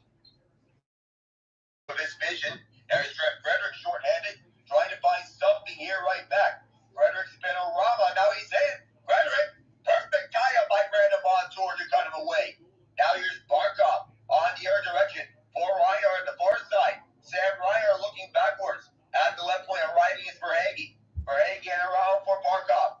Barkov going to look. Back to the point is Montour. Right side, Barkov. Going down low, tic-tac-toe for Reinhart. Perfect block by DeBrusque. 15. Back is Montour. He's going to look. Now the left side. Verhaeghe back for Montour. Tic-tac-toe just goes around. It's Barkov around the horn. Back for Montour. Barkov again. Oh my. Here. Score! 2 power play goals on the same minute Bennett. And they make base. It's 3-0. Holy cow, Alec. I know we just said it a few minutes ago about Florida needing to look and get some stuff in the power play done.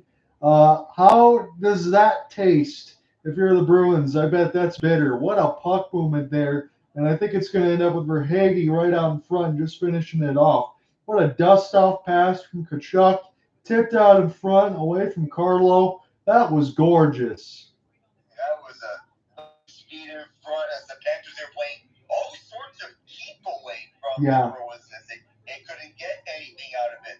Just when we were meant to try to get right down, they couldn't even do that. Save for one chance by Trent Frederick, but Montour, perfect timing on the stick lift to prevent from happening. 2 goals in the span of a minute as the Florida Panthers.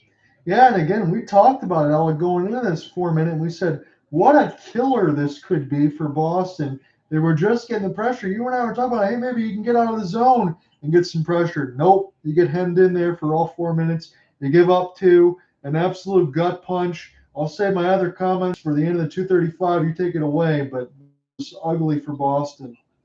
And beforehand of the series, the Panthers couldn't get anything on the power play up until now. So it's perfect time for them to strike right back. Here come the Bruins. What do you see? We have something here. In the series on the power play, the Panthers were 3 for 13. The Bruins 0 for 6. The Bruins need to up those numbers. Just as we spoke on the Panthers power play, that's been the story thus far. Swayman way out of his crease to play it around. And back over to Forward. Eric Forward down to the near side. Pastrnak bangs this one in. Longo tied up by Mikla. That was perfect minutes of this period. And around Bruce there this goes. Bruins getting bumped and ran. Polarizing it back over to McAvoy. Charlie McAvoy, Bruce Center for Longo, tied up by Stanley. On the takeaway, here come the Panthers. For race sport, Lori beating out Lawrence. Tongue twister there, if you ask me. Thinking about Robert Esch, Jochen Hesch in 06 between the Sabres and Flyers when they played that first round series. Behind that, Okposo tied up by McAvoy and Lori. Okposo still tied up. Stenler joined in for a moment before Lori took it away. Here's Maurice. Over to the far side, saying this one through. Ekman the first there. Beecher riding with him. Poked at it several times. Maroon tried to stick lift takeaway. Back into play is Cake. He's walking over to the left side for Lindholm. Lindholm gets one up. There was speed off by Ekman. Stenler to the left. In the final period, Cake struck it away. Panthers trying to get back in. Forsling was intercepted by Marchand. Marchand past the red line. Race with his puck. The Prust had it right in the wall. Oh, we speak of wall rides. That was certainly one heck of a wall ride. 40 seconds ago, that passed way too far, but Roski's played his one out. We're the far side. Florida's trying to move up. This could be a partial break for Sam Bennett. No, this was cut away by Lori just in time. Over at center ice with 25 seconds. Reinhart slipped it over to the far side. Attempted entry not there for Tarasenko. Boston up with 20 seconds. They need something now. Zacha on the dump and chase. First there was Tarasenko, swept it away. OEL there. 12 seconds ago. Reinhart will get this one down. This one from the red line. 5 seconds. And the Bruins are going to play keep away. So we've seen dominance. And then we've seen a 3-0 after 2. Shots 24-8. I had to check a little bit, Alec, before I finished out there with you, just to see if I did hear some boos at TD Garden, and I think a little bit of boos and a little bit of restlessness. And I think the only other way I can say this to double down from the first and the second, I'll start with the niceties first here for Florida, because I mentioned to you in the first period during the play-by-play that power play looked dangerous. They did some excellent work in behind the net there on Swayman, and he was on his A+ game there early to try to keep this one close. Then they finally get the pay dirt there after the double minor. They get that done. Now, going into this third here, I think sometimes the way I got to say it for the Boston Bruins, sometimes you're the bug, sometimes you're the windshield. Well, they're the bug. Oh, it certainly feels that way. It appears, and we speak of bug and windshield. First round series, they were the windshield for the most part. Right. Second period, they are the bug getting stuck in that windshield. And the Panthers, they're using the windshield. They're cleaning everything up right now. And that's the game, essentially, to me. Again, we'll be happy enough to give you the third period and give you all the coverage. I think you and I were spot on thinking this game's not going to OT today. We're going to get a winner here within these first 3 periods. Now my only question is, and I know it's early to say, but I'm going to push the button now, Alec, because I got you with me. You're the professor. My only question is now, how long is this series going to go? 6 games. From the looks of it, I think the Bruins can get one back, but eventually I see the Panthers taking the series. because when I was setting up everything, and thankfully the space worked this time, when I'm setting up everything, I kind of mentioned that game three was going to be pivotal. Obviously, it's a swing game, 1-1. Someone's taking a lead. That's obvious. But what I meant by that was I think whoever wins this game today probably can claim this series. In the way that Florida had I mean, now this is almost to me, and I know it's unfair to some Boston fans because it was a hard fought series against the Leafs, but this almost feels like a knockout blow. It does feel like a knockout blow for the Bruins. Is there into the knockout? It's been a No, recurring theme dating back to Game 5 of the Toronto series. And you're not getting much. Game 2 showed it. Game 3 showed it. The offense just not there. And when the offense is not there, you can get away with it against Toronto. Not so much against Florida. right. That's the thing, because I mean, I know people can look at it and think that I'm crazy, and I understand because there's so much rope left in the series, having it being 2 games to 1 at worst. But I'm in a situation where I look at it and say, hey, you look at it with the eye test. Now this a couple times on that power play. And from what we've seen in game two and game three, where is the offense going to come from? Yeah, I threw some names out there. I'm talking about Trent Frederick or Pat Maroon. Yeah, that's great, but they can't be your best players in this series. And we haven't even seen Boston essentially get in the zone with the exception of a 4 minute span in the second period, and then they took the double minor, and then it's over. And that was basically the killer there when they took that double minor to end off that second period and led to 2 power play goals by the Panthers. 2 goals in exactly a minute apart. If we speak of what in the world, well, I'll tell you how. Let's picture it like this. The Panthers' power play is Kendrick Lamar and the Bruins are Drake. Yikes! Yeah, that's that says it all, doesn't it? Because if anyone's paying attention to the beat, Kendrick Lamar is going on the offensive while Drake is going in the midst of this beat. But Kendrick's offensive is too much for Drake to handle. Yeah, absolutely. I think you said it perfectly the last time that we met up together for a game. I mean, he's getting out a whole CD track. He's going to make all the 15 tracks across the board by the time Drake even gets one of those out. So that's kind of the way it looks right now between Florida and Boston. And I think you absolutely nailed it. So I'll just give you the quick reset. So in the first period, Boston was trying to hang on. Evan Rodriguez, a shot from the point from Forsling, gets tipped up into the air. Evan Rodriguez gets the deflection, makes it 1-0, and he gets his second of the postseason. Vlad Tarasenko and Carter Verhaeghe score on the power play, as Alec mentioned, a minute apart. Mason Lohrei, high stick, double minor, while he pays for it twice. Tarasenko power play from Bennett and Ekman-Larsson, and Verhaeghe with his six from Chucky and Barkov. 21 out of 24. He is not the problem right now. And for Sergei Bobrovsky, this is going to be yet another game. We talked about it in game two. He's only had to make 8 saves. I mean, the team in front of it is doing the work, and when you're not having to do so much at your net, you get the benefit of all the doubt of that. A shutout is a shutout. So facing 8 shots when your team in front of you is doing all the work helps lessen the blow. Yes, it does. And I'm looking at right now between the sight line to sight line. You said that perfectly on the Tarasenko goal as we're watching it now. Top right corner. What a beautiful shot. But Lindell following it the whole way, try to obscure the vision. And then the second one, this is a great pass red line. We'll see if it bounces out for anything. But Tkachuk will get it back after a few. We'll send it right across. He gets the tip battle right in front of Brandon Carlo. Brandon Carlo has been able to deal with a lot in this series, and I'm not trying to pick on him, but he does feel like he's given up too many goals. Rough goings. Yeah, I feel like I have to just lean it that way, and I don't want to, be too mean about anybody there. But he's getting picked on, and sometimes, hey, we're talking about basketball, talking about hockey, anything cross. It's a matchup thing, right? When you get an opportunity in front of the net, Florida's going to overpower you. It's Boston, anything in front of Swayman because honestly, Swayman's done a great job, 21 out of 24. But anything he can actually see, he could stop. The other one took his sight lines away, and that one was deflected in front. Swayman can't do anything about that.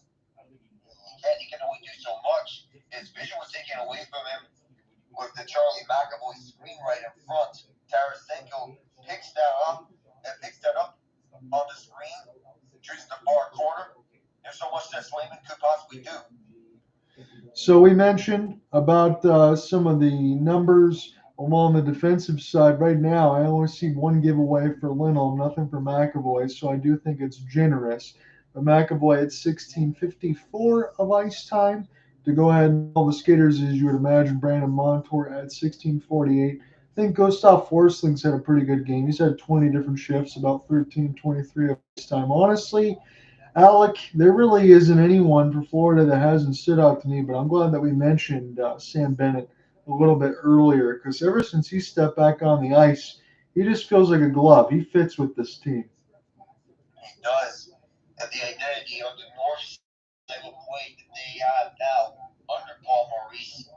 You mentioned about the trend. You mentioned about transitioning from one coaching era to the other, and the big trade that they made with Matthew Tkachuk to get him while sending Jonathan Huberdeau the other way. Mm-hmm. That signaled the transition from style to north-south style to adapt to a more physical style, one that's built for playoff hockey. Yeah, you can do that. And as you said, you still got your offensive push. You got responsible defensive players. I mean, look, we could talk about Tkachuk, and we're all within our rights to. Absolute superstar. Also, I think a really big Alexander Barkov that's been the mainstay here because he's just a complete Swiss Army knife. I feel like he's absolutely underrated when it comes to the NHL. He's just so underrated. Sam Bennett, a proven playoff performer, dating back to his Calgary days, especially on the strides when he first stepped onto the ice for them in the playoffs, immediately make a day one impact with them. So it's a difficult question for me to ask you here, but I'm going to throw that out there. Just give me your gut thoughts. Do you think Edmonton evens the series tonight? I feel that's depending on if Draisaitl is good to go.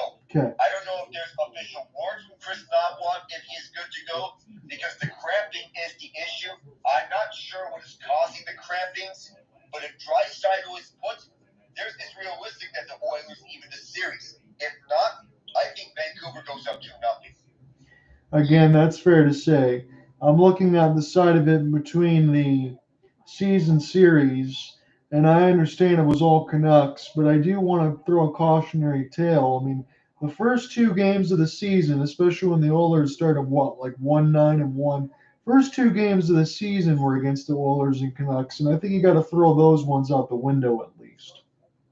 Yeah, at least you can, especially since one, Jay Woodcroft was coaching a bad Oilers team, and two, Thatcher Demko was in net. But then again, Demko was in net for the majority of the games in the regular season series, and he's unavailable until at least Game 4 of this second round series. So let's give you a scoring update as I continue to watch around. Looks like the Indiana Pacers might go down 3-0. I thought there'd be a little bit more of a fight. Dante DiVincenzo, though, excuse me, 12 out of 22 for 35 points and 7 of 9 from distance. This is the same guy from Villanova that took Michigan out of the national championship. So I guess I still have to be haunted by DiVincenzo. Well, you put it that way, how about we call this the Villanova Knicks? Yeah, really. DiVincenzo, Jalen Brunson, and Josh Hart all on the same team, and they're all best friends together. Brunson has had an electric playoff run, 4 straight games of at least 40, and that's going to come to an end.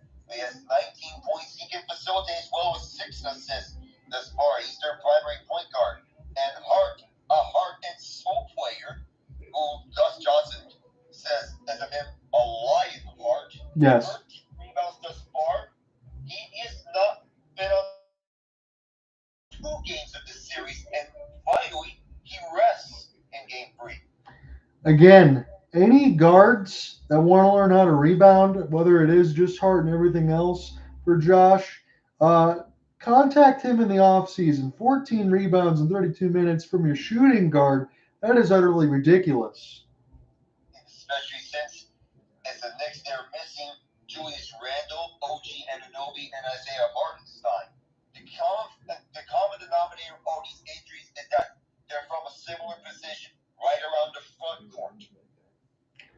Looking at Tyrese Halliburton, bad back and all. 11 of 20 shooting, still 6 of 14. He's got 28 points again. We had so much fun watching them in the in-season tournament. And then Turner and Siakam both have 18. I know I mentioned it between Denver and Minnesota, but it is surprising to me, as good as Minnesota is. I feel like Minnesota is playing Denver's basketball, and they're just better at them than Denver is at it. I mean, if we're looking at the season series this year, it was mostly evenly matched. So, and given the matchups between them, we can say this would be tight. And it is tight for the most part, at least in game one. Timberwolves, Nuggets, they were basically exchanging wins in the regular season.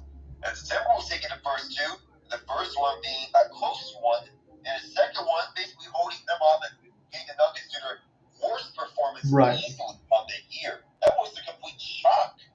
Yeah, what if there's going to be any sort of answer here, especially going back and then getting Rudy Gobert back. So I don't know if Denver doesn't win now, I'd find it very hard to believe that they're going to win four straight, even though defending champs and this and that. I get it, three-time MVP.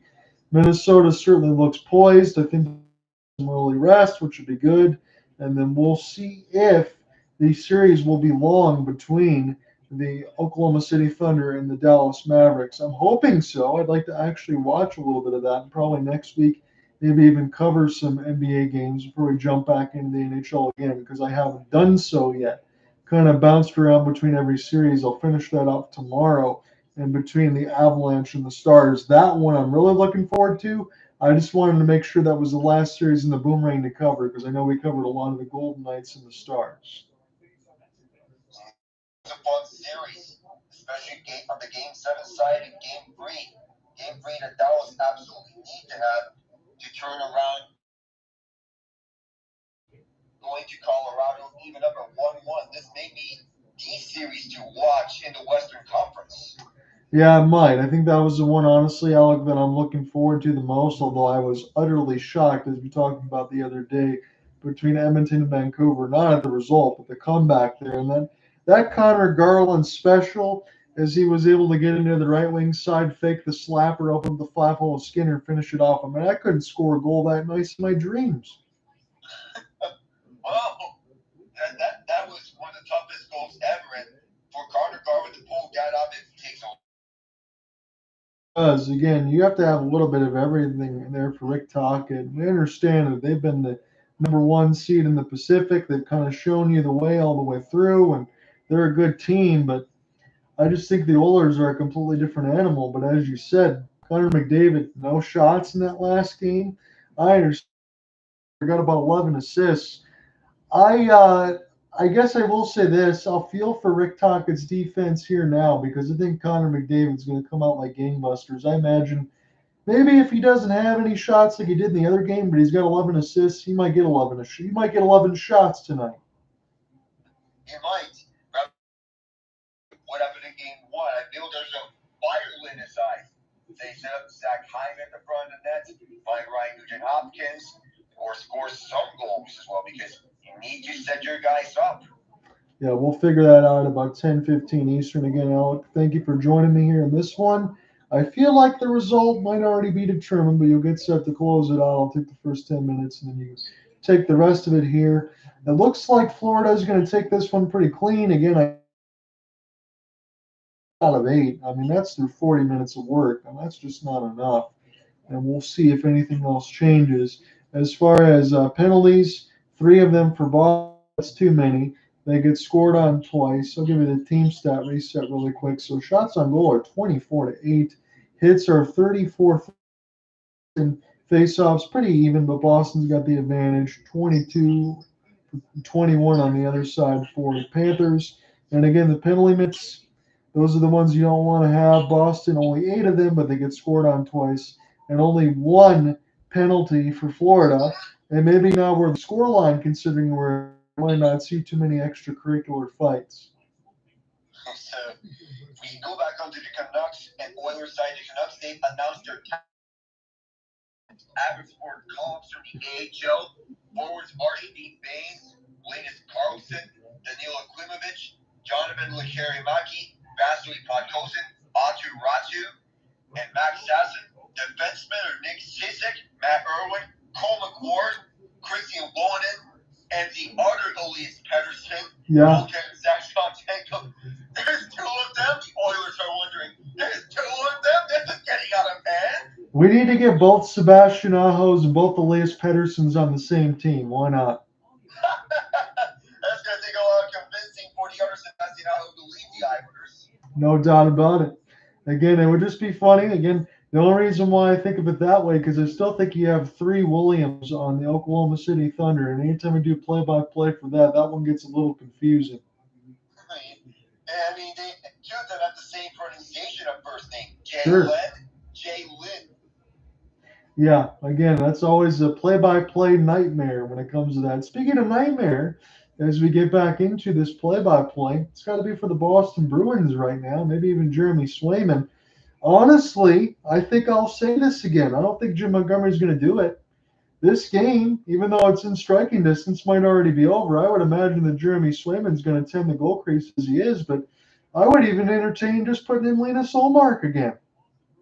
I mean, whichever one Montgomery goes with, whether it be Swayman or Ullmark. I know Ullmark, he's familiar with the Panthers from last year, but it's a sense of whatever happened last year, you have to put behind the past. And unfortunately, it feels like nightmares being relived all over again in this series when you think about last year. Yeah, absolutely, Alec. And at least I think the only good thing for Bruins here is the nightmare might be over a little bit more quickly, as this one's sent in the zone now, and Boston has the puck. The shot in Florida is up 3-0, and those back-to-back power play goals from Mason Lohrei high stick. I mean, that was essentially the game here. Unless we get something quick, try to cheat out in front of the net. So this is going to be an all-out blitz, I would imagine, for Boston. You got nothing to lose here. You're already down 3. Who cares about more goals against? You got to score here. As this will be left to right, a good finish of a hit. And near the left side boards, Reinhart try to pry it loose. And this will go down to the left side red line. Pastrnak will put this in the window and settle it back down to his Florida as they'll try to take this right to left. Again, road whites, blue pants, red striping for Florida. They're up 3-0. And courtesy of the all black, yellow, and white striping for Boston, they're down 3-0. And they could be down 2-1 in the series. Shot goes right to him. Carlo gets a little bit of pushing, shoving there on Bennett. What else is new? I mean, whenever Bennett and Tkachuk are out onto the ice, trouble emerges. That's another recurring theme. This line was the most dominant line for the Panthers in last year's first-round series, and I believe it was Tkachuk who got bludgeoned up, which caused that early skirmish. He left points in 8 playoff games this far. He has an assist tonight, but you have to check on it for the moment. The Panthers.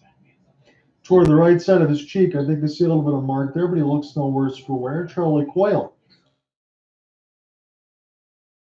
On the left side red line. I'm flipping back in now. Evan Rodriguez, who opened the scoring for Florida. Right now, that's all they need. He's got the game-winning goal if Boston doesn't get any shutout, unless we get a push from the Bees. Oliver Ekman-Larsson. 3-goal comebacks. There was 1 in round 1 and 2 in round 2, but I just don't see that happening here. This one is flipped back down across the red line. It's Andrew Peak. Try to push this one left to right, and Charlie Coyle's got it now. Good entry here. We'll try to ride the wall. We'll get pinned by Gustav Forsling. Anton Lundell's in a mall phone booth right now, trying to find a way out. Ekblad able to touch that back pass.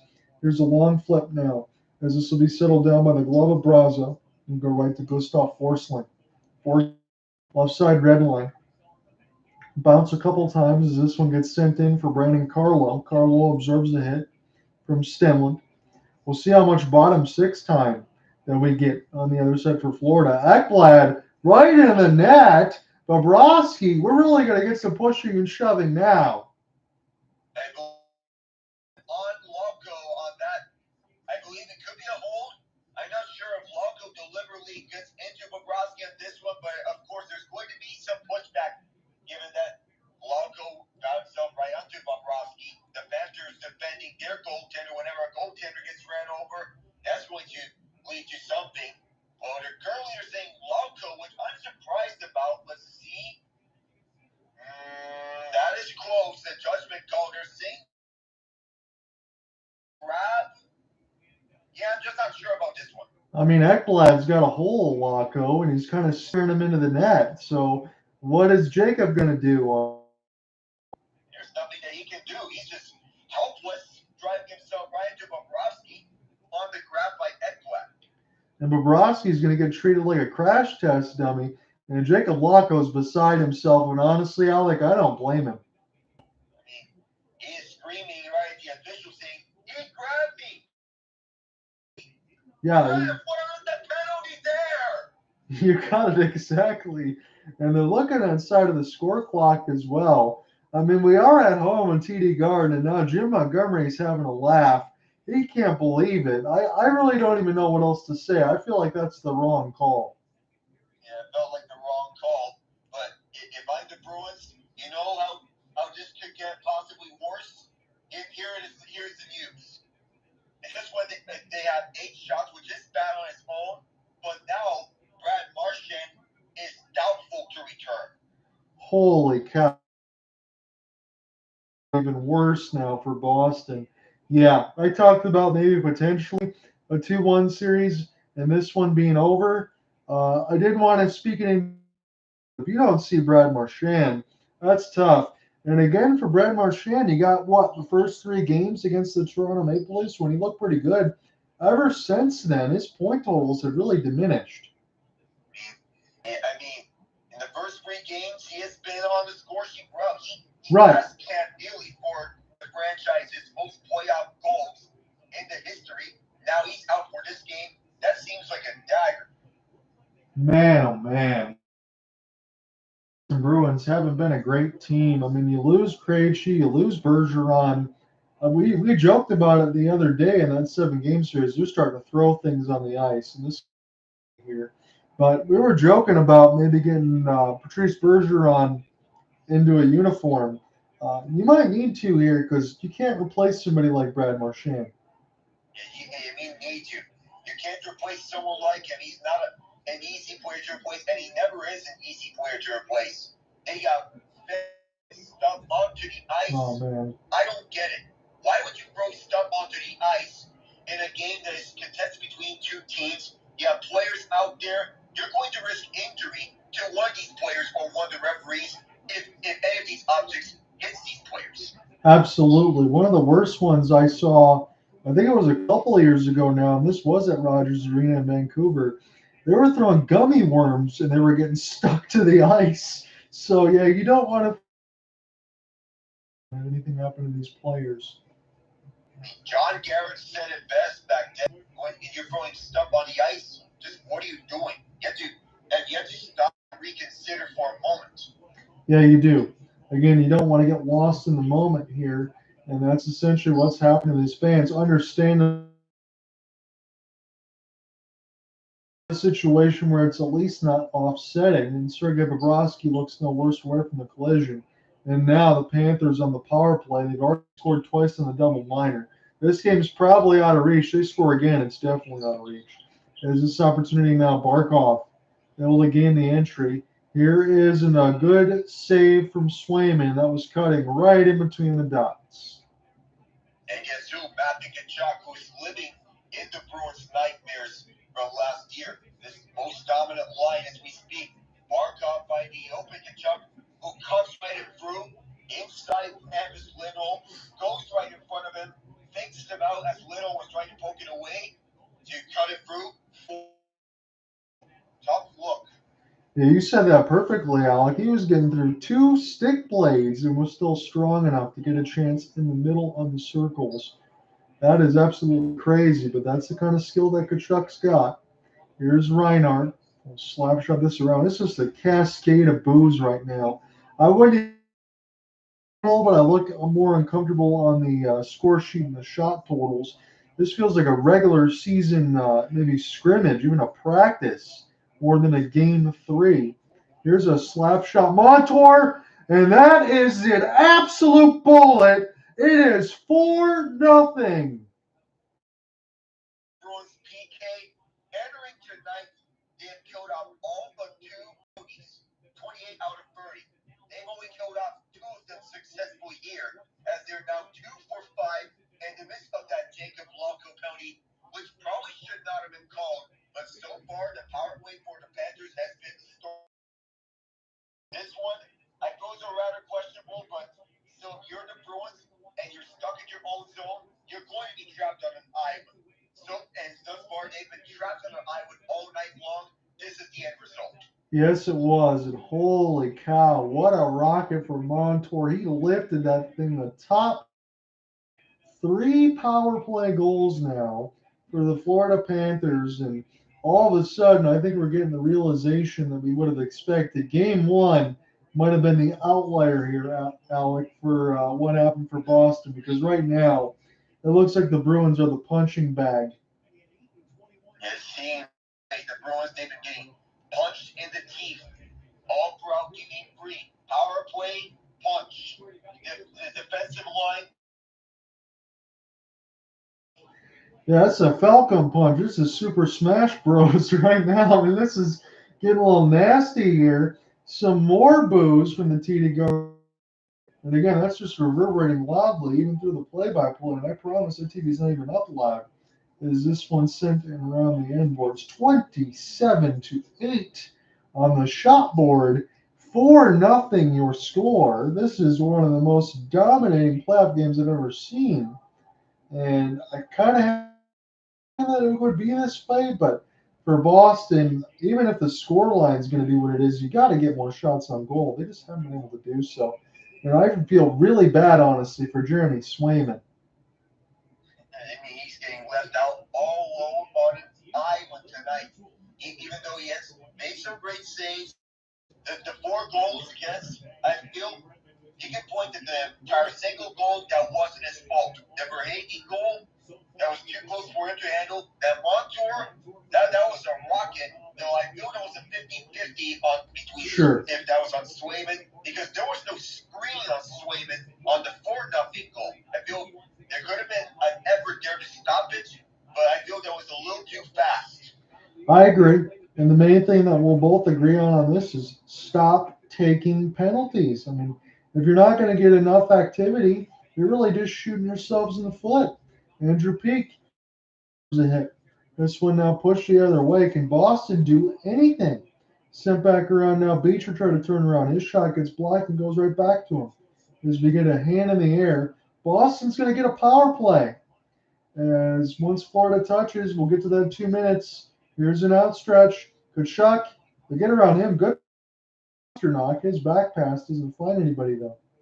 And settled down for Derek Forbert. Forbert try to find the entry off the backhand. This will be picked up now to the right side dot. Here's a wrister, and they don't need the power play. Boston finally got one. The question is now, is it too little too late? You'd imagine that it will be too little too late, but Jacob Longo saying that the puck don't lie after what happened earlier with the goaltender. First goal in the playoffs, inserted back into the lineup. Jake DeBrusk, Johnny Beecher will get credit for the assists. And DeBrusk, as he was getting ridden out the wall by Carter Verhaeghe. So the Bruins, they don't need this power play at all. They score on the 6-5 under the late penalty. And that was a snipe out front. Nico used as a screen by Longo, top shelf. Now, I think that pass on the initial one went through Montour's legs and went through his right skate, and that was roofed. Good work there for Locko. That's why you put him back into the lineup. So that's a good move for Jim Montgomery. Just, I guess, if you're Boston here, Alec, find a way to get a goal within the next 4 minutes. Try to get it within 2. I know it's window dressing, really, but that's what you got to do. The clock is not your friend right now. This is settled back out in front. McAvoy gives a gift to Florida, and Swayman finds it. How are you doing this right now? Just why are you turning the puck over to your own end when you're trying to break out as you're giving a freebie essentially to the Panthers? You give Gustav a grade A look as Swayman left all sorts of room at his left side way open. He loves it. That's a bad turnover. Yeah, that's absolutely brutal, Alec. There really isn't any other way to say it, because if you're going to try to make a backhand clear, at least put some velocity on. He just pretty much breathed it right in front of the net to make a huge save. Is now Evan Rodriguez. It's from Laco, DeBrusque, and Beecher. That is Boston's only goal right now, but it's 4-1. We're essentially right where we started from 3-0 after 2. As this one's sent back down. And this will be blown dead against the Bees. Oh, what a bludgeoning. 28-9 on total shots. Goodness. It feels that we're seeing something here. Well, I know the Bruins, they got one back, but it's going to take a Herculean effort if they were to get 3 more goals from this, given how poorly they've shot. Yeah, because from what I've seen right now, this is almost like Mike Tyson in his prime fight infant. And this isn't. It's not a good look for Boston right now. We understand that the Game 7, it's going to be tough there against the Leafs, but you got to get more of a pushback than this. As this one sent in now, Bennett near the right side wall trying to find Tkachuk. There's just a massive humanity. Tkachuk was knocked down late when the other Panthers and Bruins is down. Brousseau's the other way. Here's Geeky. This one goes just wide. That was a good screen there for Brousseau. I thought that might go in. McAvoy now on the offensive end. See if he can get a little more clean. Shot for Lindholm. This gets blocked for Verhaeghe. We'll push it the other way now. Lindholm started again. Is 100-53 so far, and this is still just Game 3. So the output almost more than doubled. As now to the right side, Montour. Send it back around the embankment. It's going to take a friendly bounce. Swayman's going to have to meet this. It bounces up in the air. Frederick trying to get a hold. And now Lori. Started again. Again, the shots on goal have more than tripled, 28-9. As this is sent back around the inboards for Boston. Turn around now, Pasta. They'll try to make a drop pass. This is picked off near the right side boards. And Frederick now back in mind his own end. Just get this puck out of your own end, Boston. It's just picked up now across the blue line. I know it makes it sound like I'm rooting for somebody, but this is just tough to watch on one side. As this is sent back around the inboards for Forsling. Down across the inboards, Tarasenko. He's all tied up. What a pass! He gets this alive to Swayman off the backhand, makes a save, but Tarasenko, pinned against the boards, still found Reinhart.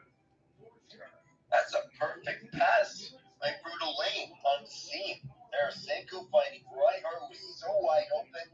Even though there was no room to shoot, he decided to sharp shot from just at the goal line, trying to get this one by Swayman at what could be another insurance marker. I know Laco is the only one for the Bruins so far, but you got to have that one if you're Boston. Say you want to get one back heading into Game 4, that this game could be over unless the Bruins have something to say about it. Some form of miracle. Just don't know. I feel the Panthers, by the way they control things, they're going to take this one home. They're going to take this one home, and as you said, this is going. I understand Boston can get a little bit of a pushback toward even, but I think what we're seeing right now from Boston is what we could see through the rest of the days. And the way that Jacob Laco threw his water bottle down after getting that call that probably shouldn't have gotten, it was like he ordered chocolate milk. Oh, yeah, it felt that way. You know something else about what else is happening around through NHL and NBA? We have a close game between during the final stages of the fourth. 101-100 Knicks. Wow. So we'll see if the Pacers, they got to get a must win here. Again, our action because we are covering this game, but let's monitor that score because I don't know if this one's going to change all that much, but still happy to be with you on the call. It's just one of those times, sometimes you get into a mismatch. It looks like that's what we're seeing today. And night feel that way. Dante DiVincenzo leading with his 35. Jalen Brunson has 22. And then you get Miles McBride and Alan Burks off the bench fighting for 24 points. And on this day, 54 years ago, the famous goal from Bobby Orr as he goes fly. You saw they did a great job with that. That almost is put to perfection outside TD Garden. So TD Garden is another place that I'd like to visit. I also want to visit MSG. I've never been there.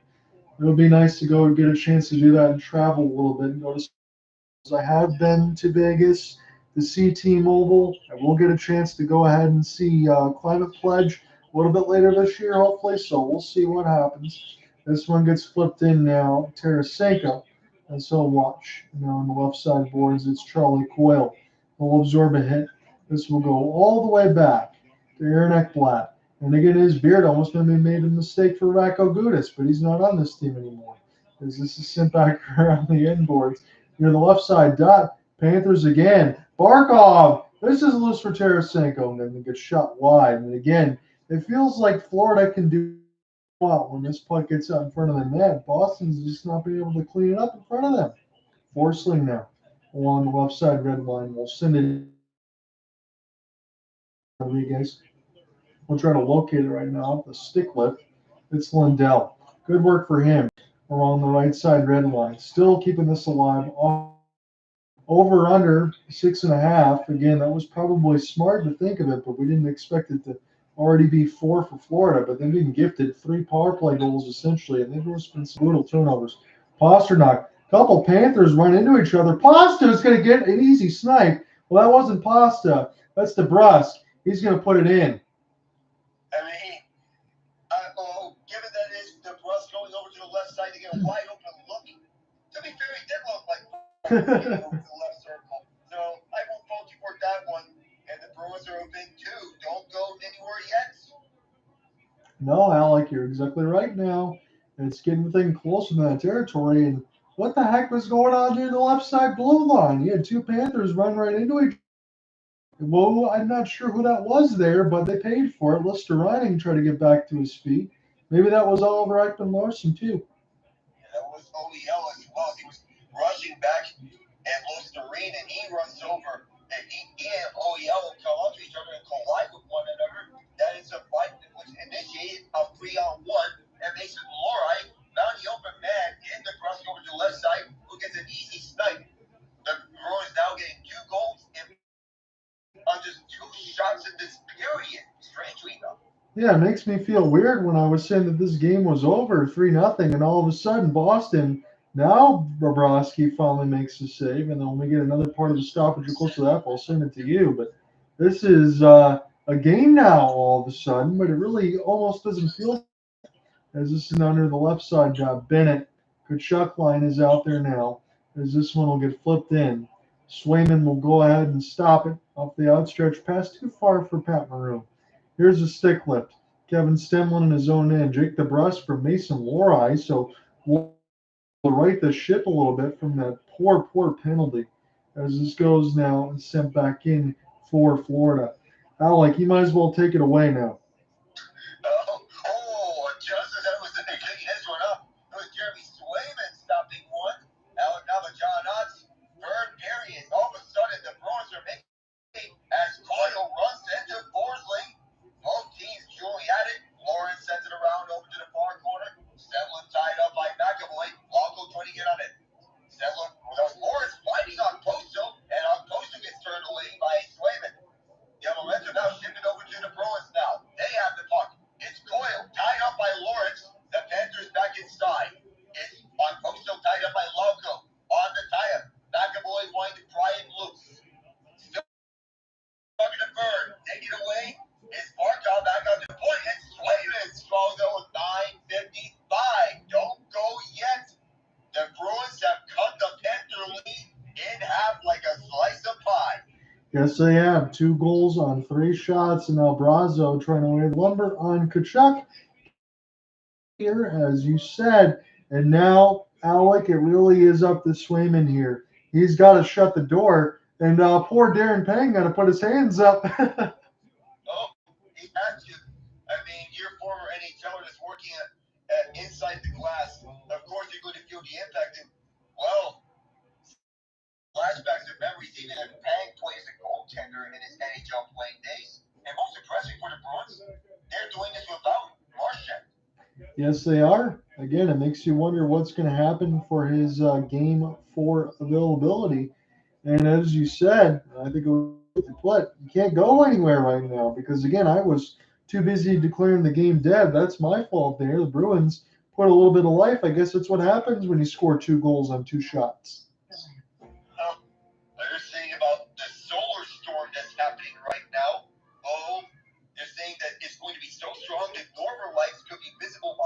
horizon as far south as the Gulf Coast. Solar storm, huh? It doesn't surprise me. It seems like we really live in some odd times with some odd weather, a lot of other stuff going on in the world. 2024 has been crazy so far. It is so crazy. Just to think, combine this with the crazy of action in the Stanley Cup, not to mention that all the twists and turns around and all the chaos that's set to happen. Absolutely. Again, I think I even saw on the other side for sports as the WNBA is going to get set to kick off that they're anticipating an explosion of funds there alongside Angel Reese, Caitlin Clark, and company. So hopefully they can get a boon as well. So, yeah, at least the WNBA being at its best era yet, knowing that they have a generational talent at their hands at their disposal. Caitlin Clark came out with Aaliyah Boston after the WNBA draft. This is going to be a fun combo to watch, and certainly the first night of the WNBA season, maybe wanting to watch, considering that Fever don't go up against the Connecticut Sun in Clark's first ever game. Yeah, and I think they also spent $500 million on chartered flights, so travel should get a little easier. In the Las Vegas Aces, as they're thinking of H.L. Wilson and everyone around, not to mention other notable names around, Sabrina Ionescu, to name one, as Swayman stopped the long bomb from the point. That's that again. The charter flights to the NBA is they get their teams accounted for. Zacha's inside, pass down low, turned around was Beecher, back to the point is Pink. Andrew Pink looking around. Down low is Maroon, right behind, and then tied up by Ekblad. Trying to merge this puck, soccer to himself. Still moving it around. Ekblad's still with him. Maroon trying to escape. Trying to break free. Can't do so as Ekblad playing the best defense that he has had on Pat Maroon. Still in the near corner. It's still not. Seems like the longest time. 9:12 to go in the period. Bruins got two. They need two more. Keep Wacky at it. Puck free. Lundell cleared it. Center. Hacking and Wack at it. Forward swept it over to the left side. And moving it down in. This one sent right by for Bobrovsky. And this is Morgan Geeky. Geeky on the curl and drag left side for Pastrnak. Upward Geeky who sent a line and down goes Jake DeBrusk as he gets slid towards the near course. We have stoppages here in the midst of the collisions. What's going to happen? Bruins are going to get a power play here, Alec. As you said, don't go anywhere. I can't necessarily. Sergei Bobrovsky has been all that sharp, correct? This could be a one-goal game. It could be. Nikola gets two for interference, and all of a sudden the momentum has shifted. In a one-goal game, I'd be in absolute disbelief. One instead by Nikola out across towards the near corner. Bruins fans saw it. The refs saw it. Of course, they're going to get their hands up. You call that 10 times out of 10. That is an interference, especially since DeBrusk doesn't have the puck. You're right. 31 shots on goal to 13. Florida up 4-2. 2 goals on 3 shots for Boston in this period, and now they got a power play. They can draw within one. And guess who's out there on the ice right now? It's David Pastrnak. With DeBrusk up with his first line. Charlie Coyle with the face up. Pastrnak bouncing puck going over to the near corner. Panthers trying to clear. Pastrnak holds at the right point. Sends the cross over to the left side for McAvoy. McAvoy fires, goes in front, kicked out by Bobrovsky. The Panthers pick it up. They fire into this. This was 15 seconds killed off. This is the second power play for the Bruins tonight. They have not scored in this series, and they have not scored on the man-to-man since Game 4 against Toronto. McAvoy will take this up front, enter the zone. Tied up by Barkov. Swept it onto the backhand. Chopped up in the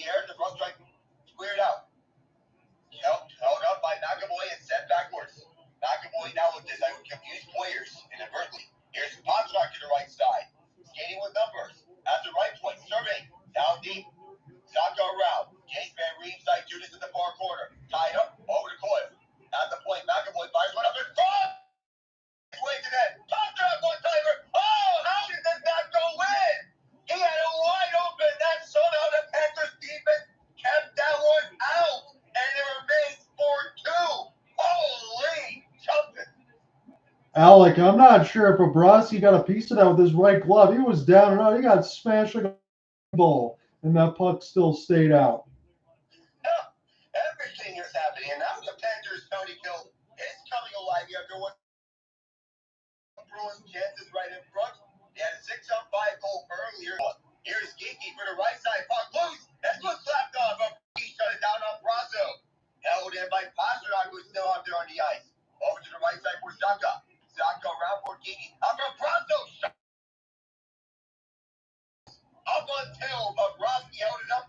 And now the Bruins have doubled their shots from the first two periods, or should I say more than double.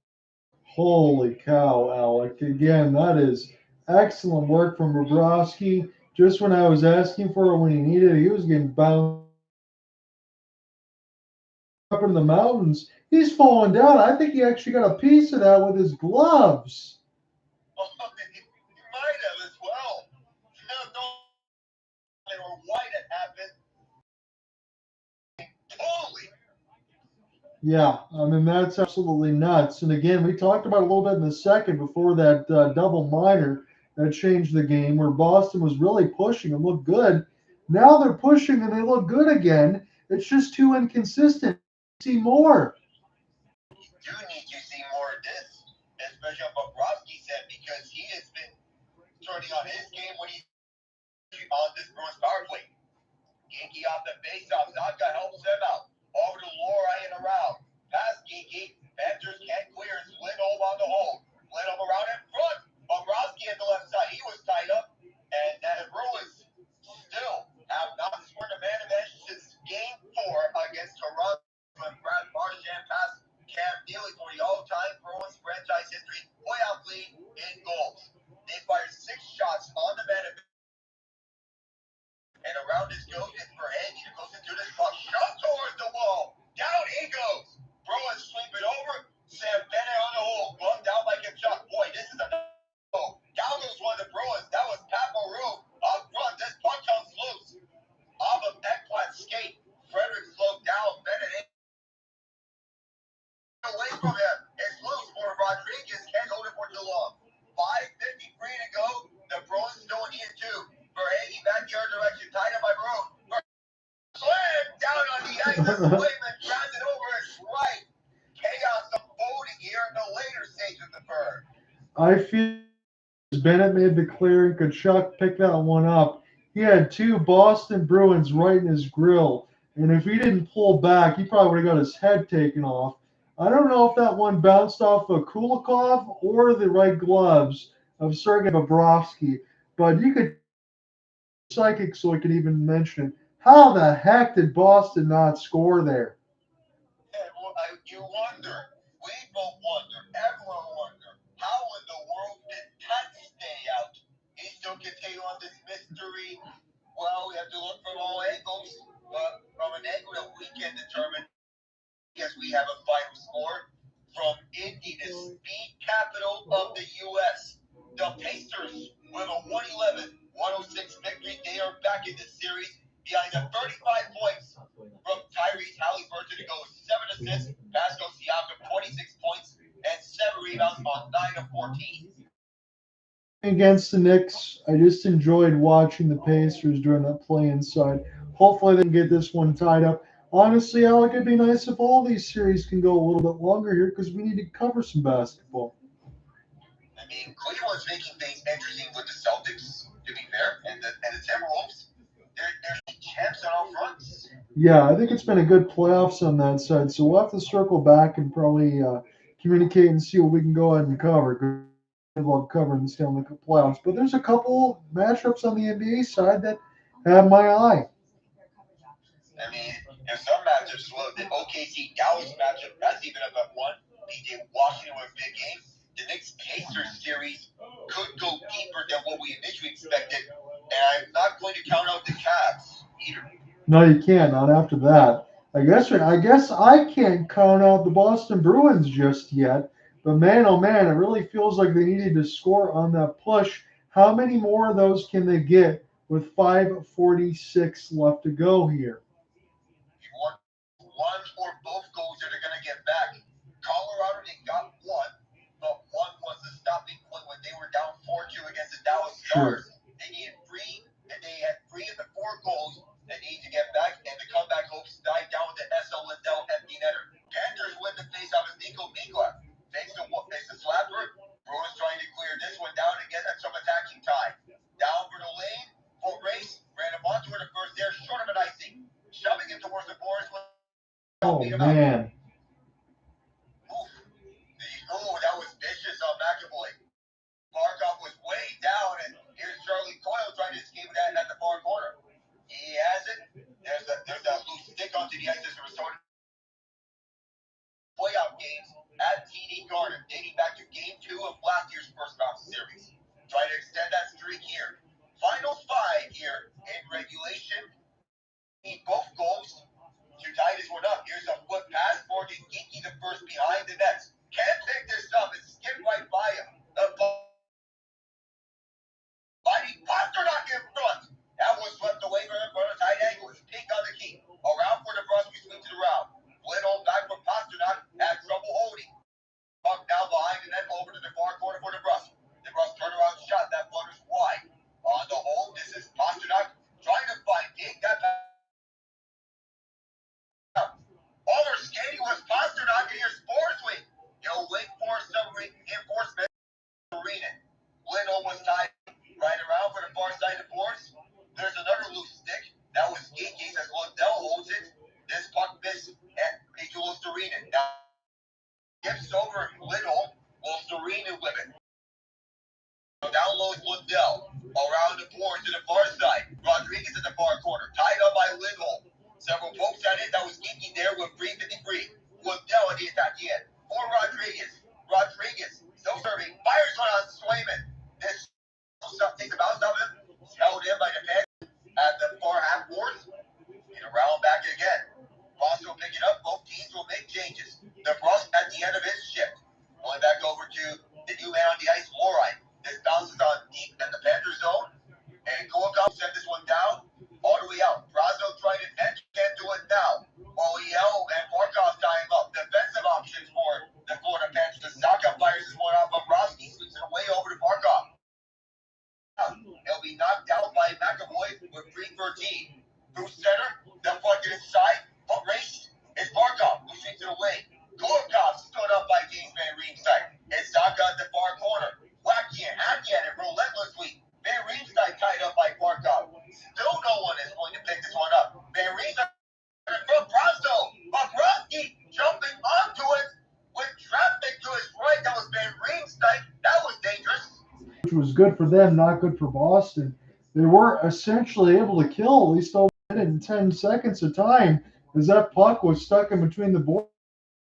Montgomery hasn't been able to entertain the thought of pulling a goaltender just yet because Florida's had the puck too much. I mean, it had to do so now. Bring on the heat.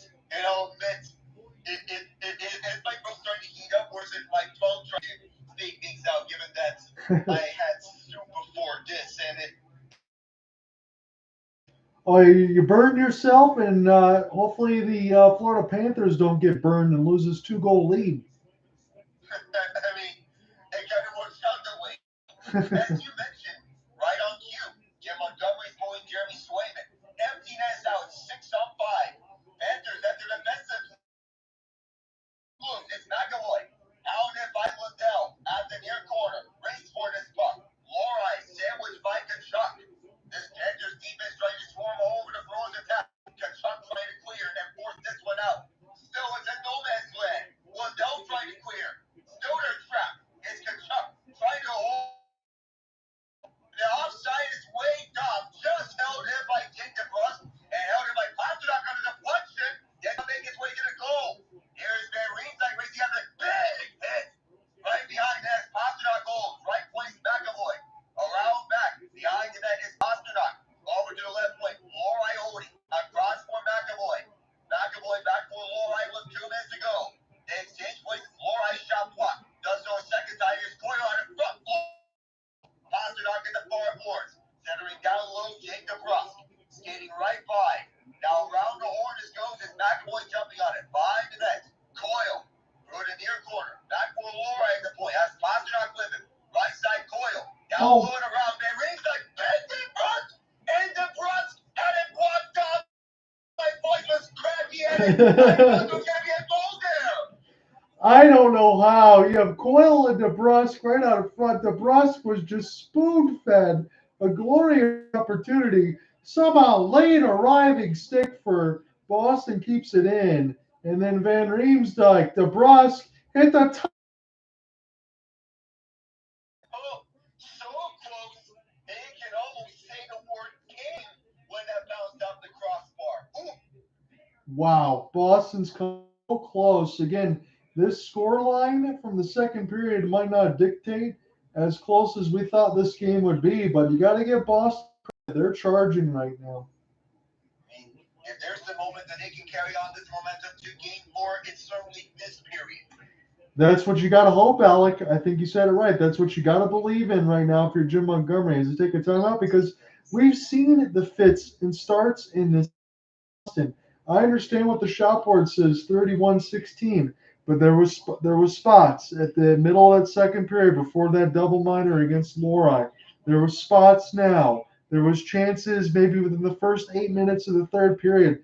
Boston has had surges, but I also kind of wonder too, can they maybe take something out of their hitting game and then put that into their offense so they don't expend so much energy on a China shop?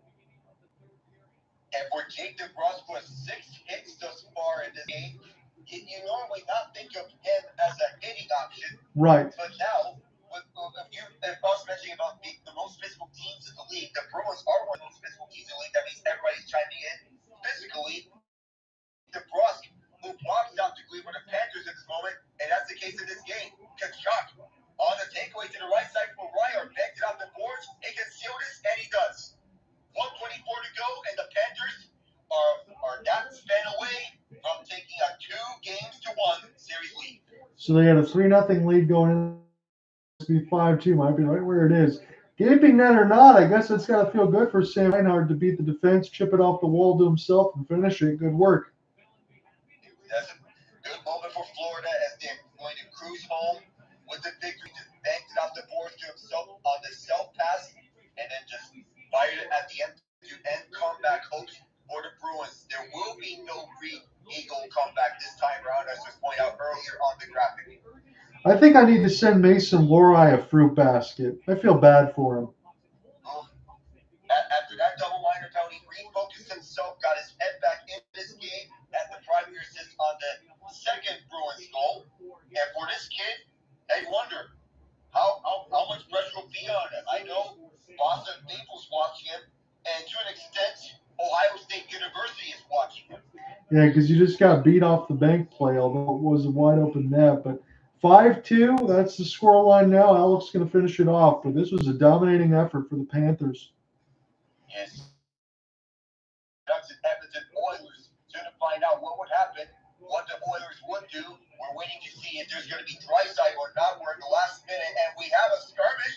Andrew Coyle and Kevin Stanley, but immediately that's broken up.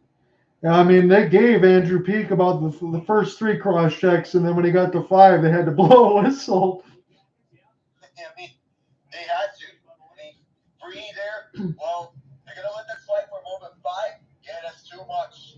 Just go home. Just go home. And speaking of that, Alec, I'm pretty sure everyone else is going to be finding the exits here. I mean, they are already. And we do have an update. So Leon Draisaitl was taking warm-ups. Adam Henrique as well. They are game-time decisions. Man, oh man. Here's the thing for me. If I know, and I know you can't know this for sure, but if I know that Connor McDavid is going to come out shot like a cannon, if I can get away with, Alec, not having to play Draisaitl and even the series 1-1, that's obviously what I'm hoping for. And they do have Draisaitl in this game. So as I read the lineups, as confirmed by Jack Michaels, radio play. This one home, and another insurance marker for the Panthers is 6-2 right after the cross-checking note by Andrew Peak. 4 power play goals. Man, oh man. Who would have guessed that the Panthers scored 4 times on the power play? It's not really much of a celebration doing their business. be a business-like move. Basically taking the Vegas playbook and inserting them into this game. Yeah, absolutely. Get back into those lineups, though. The lineup, so Jack Michaels pointed out on Twitter that Draisaitl was swatting of Connor McDavid, Zach Hyman, Adam Henrique with Brian Nugent-Hopkins, and Evander Kane. So that's your top six for the Oilers. Big news for them. Entering game 2. On the top line, and they're trying to make sure that they go back and even up this series. Again, I'm going to look at this. I know this game is done here, Alec, but I just want to say it. Again, another unnecessary penalty. I know the game's already over, but Florida, they outworked Boston today, and any advantage that they got with the play opportunities, they pretty much scored on every one.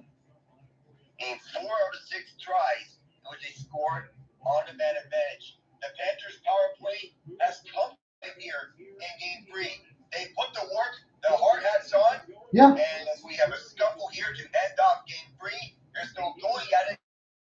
Break them up as we get to the end of this game. The Panthers, 33 shots, 6 goals, and a 6-2 victory, and they go up in this series. 6-2, dominating, as you said, 4 power play goals tonight. That's a playoff franchise record, so I'll make sure I throw that in the story. Admittedly, I'm not sure how long this will be because it's pretty much one team serving the other lunch. We did have an opportunity for Boston to have some rushes in that game, as they're showing Mason Lohrei. But we talk about, Pat Maroon, Van Riemsdyk, some of those guys being your best players. That's not going to work out too well, and that won't help you win a series. And I'm not taking this the wrong way, but I do want to ask you the general question. Florida's up 2-1. I feel like, although Boston, they could match in game 4 and tie it up, they need to. They can't go down 3-1. Florida's up 2-1 as it is. As it is right now for Sergei Bobrovsky, I don't feel like he's had to face a lot of pucks over the last couple games. He needs to step up his game just a little bit going forward? If the Bruins can fire right back in game 4 and look to even this one up, perhaps it's a time for Sergei Bobrovsky to come to his own. I know the defensive front has been helping him out, but now is the time. If you want to prove yourself, this is the moment, and you have to live for these moments. Okay, good. I'm glad you agree because I just want to throw that out there a little bit because I understand some of the series against Tampa got a little bit lopsided and he's over 3 goals against. I just want to see Bobrovsky percolate a little bit more. Carolina's still got a few games to win here, but if it moves on to New York and Florida, Bobrovsky is going to be going up against Igor Shesterkin, and he can't have numbers like this if Florida wants to have success, even as good as Florida is. Because the Rangers, that's what the Panthers have been doing. For as much talk for how we can talk about the Panthers and their attack on offense, the Rangers can easily match that on both ends of the ice with the lineup that they bring out to on every day. Even when they take out Matt Renfey from the lineup, as he is more utilized as an role, if the Panthers run into the Rangers, you can't period. Because when you face a team with dynamic centers like the Rangers have, that's when you get your burn. Yeah, that was the only reason. That's why I asked you. I was throwing it out there for what to look forward for as far as it might be a weak link right now for Florida. Because right now they look good.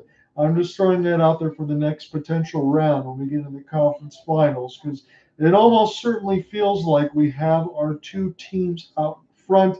But as Alec mentioned, it really comes down to game 4. Boston's got to respond.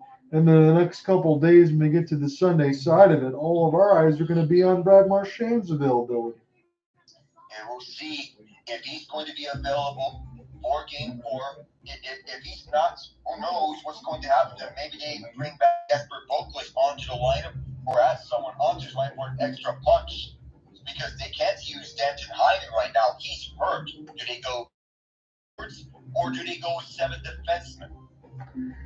I might actually, before we close out, I might actually go to the extra forwards because my defensemen, I don't know. That was a little shaky today, and I understand Hampus, Lindholm, and Charlie McAvoy. You got to be able to do the heavy lifting. You just got to do a better job of taking care of the puck, staying out of the box. They got burned too much today from that. And not to mention that Matt Griswick, Kevin Shattenkirk, and Parker Robertsburg, they're all a rotation back at the back end. Yeah, and that's the kind of thing that can get you scared. So we'll see what happens in a couple days in the next part of the series. I know I'll have one more tomorrow night between Dallas and Colorado before I end the week. Alec, thank you for joining me on this one. It was still a lot of fun. At least Boston made it a little bit interesting, but I think tomorrow we might get the intrigue we've been waiting for. We'll see whether or not Colorado starts on time because it's fooling around. I mean, Dallas is not messing in the first half of things. Colorado is coming to life to see a complete tomorrow. Talk to you later. Yep, sounds good, my friend. I'll see you. Everybody's running towards something. You guys take care. Still a 3-goal margin for the Florida Panthers. Well, 4 goals, excuse me, after that power play side. 6-2. They win it. I don't think the story is going to be as long as it usually is when I get that post on the YouTube link because of the game today, but tomorrow probably will in between Dallas and Colorado. So I'll be back tomorrow about the 10:15 Eastern time. Boston made a little bit of a push in that third, but it wasn't enough. 6-2 your final. I'll probably be alongside Alec Nava again tomorrow. You take care, everybody. I'll see you.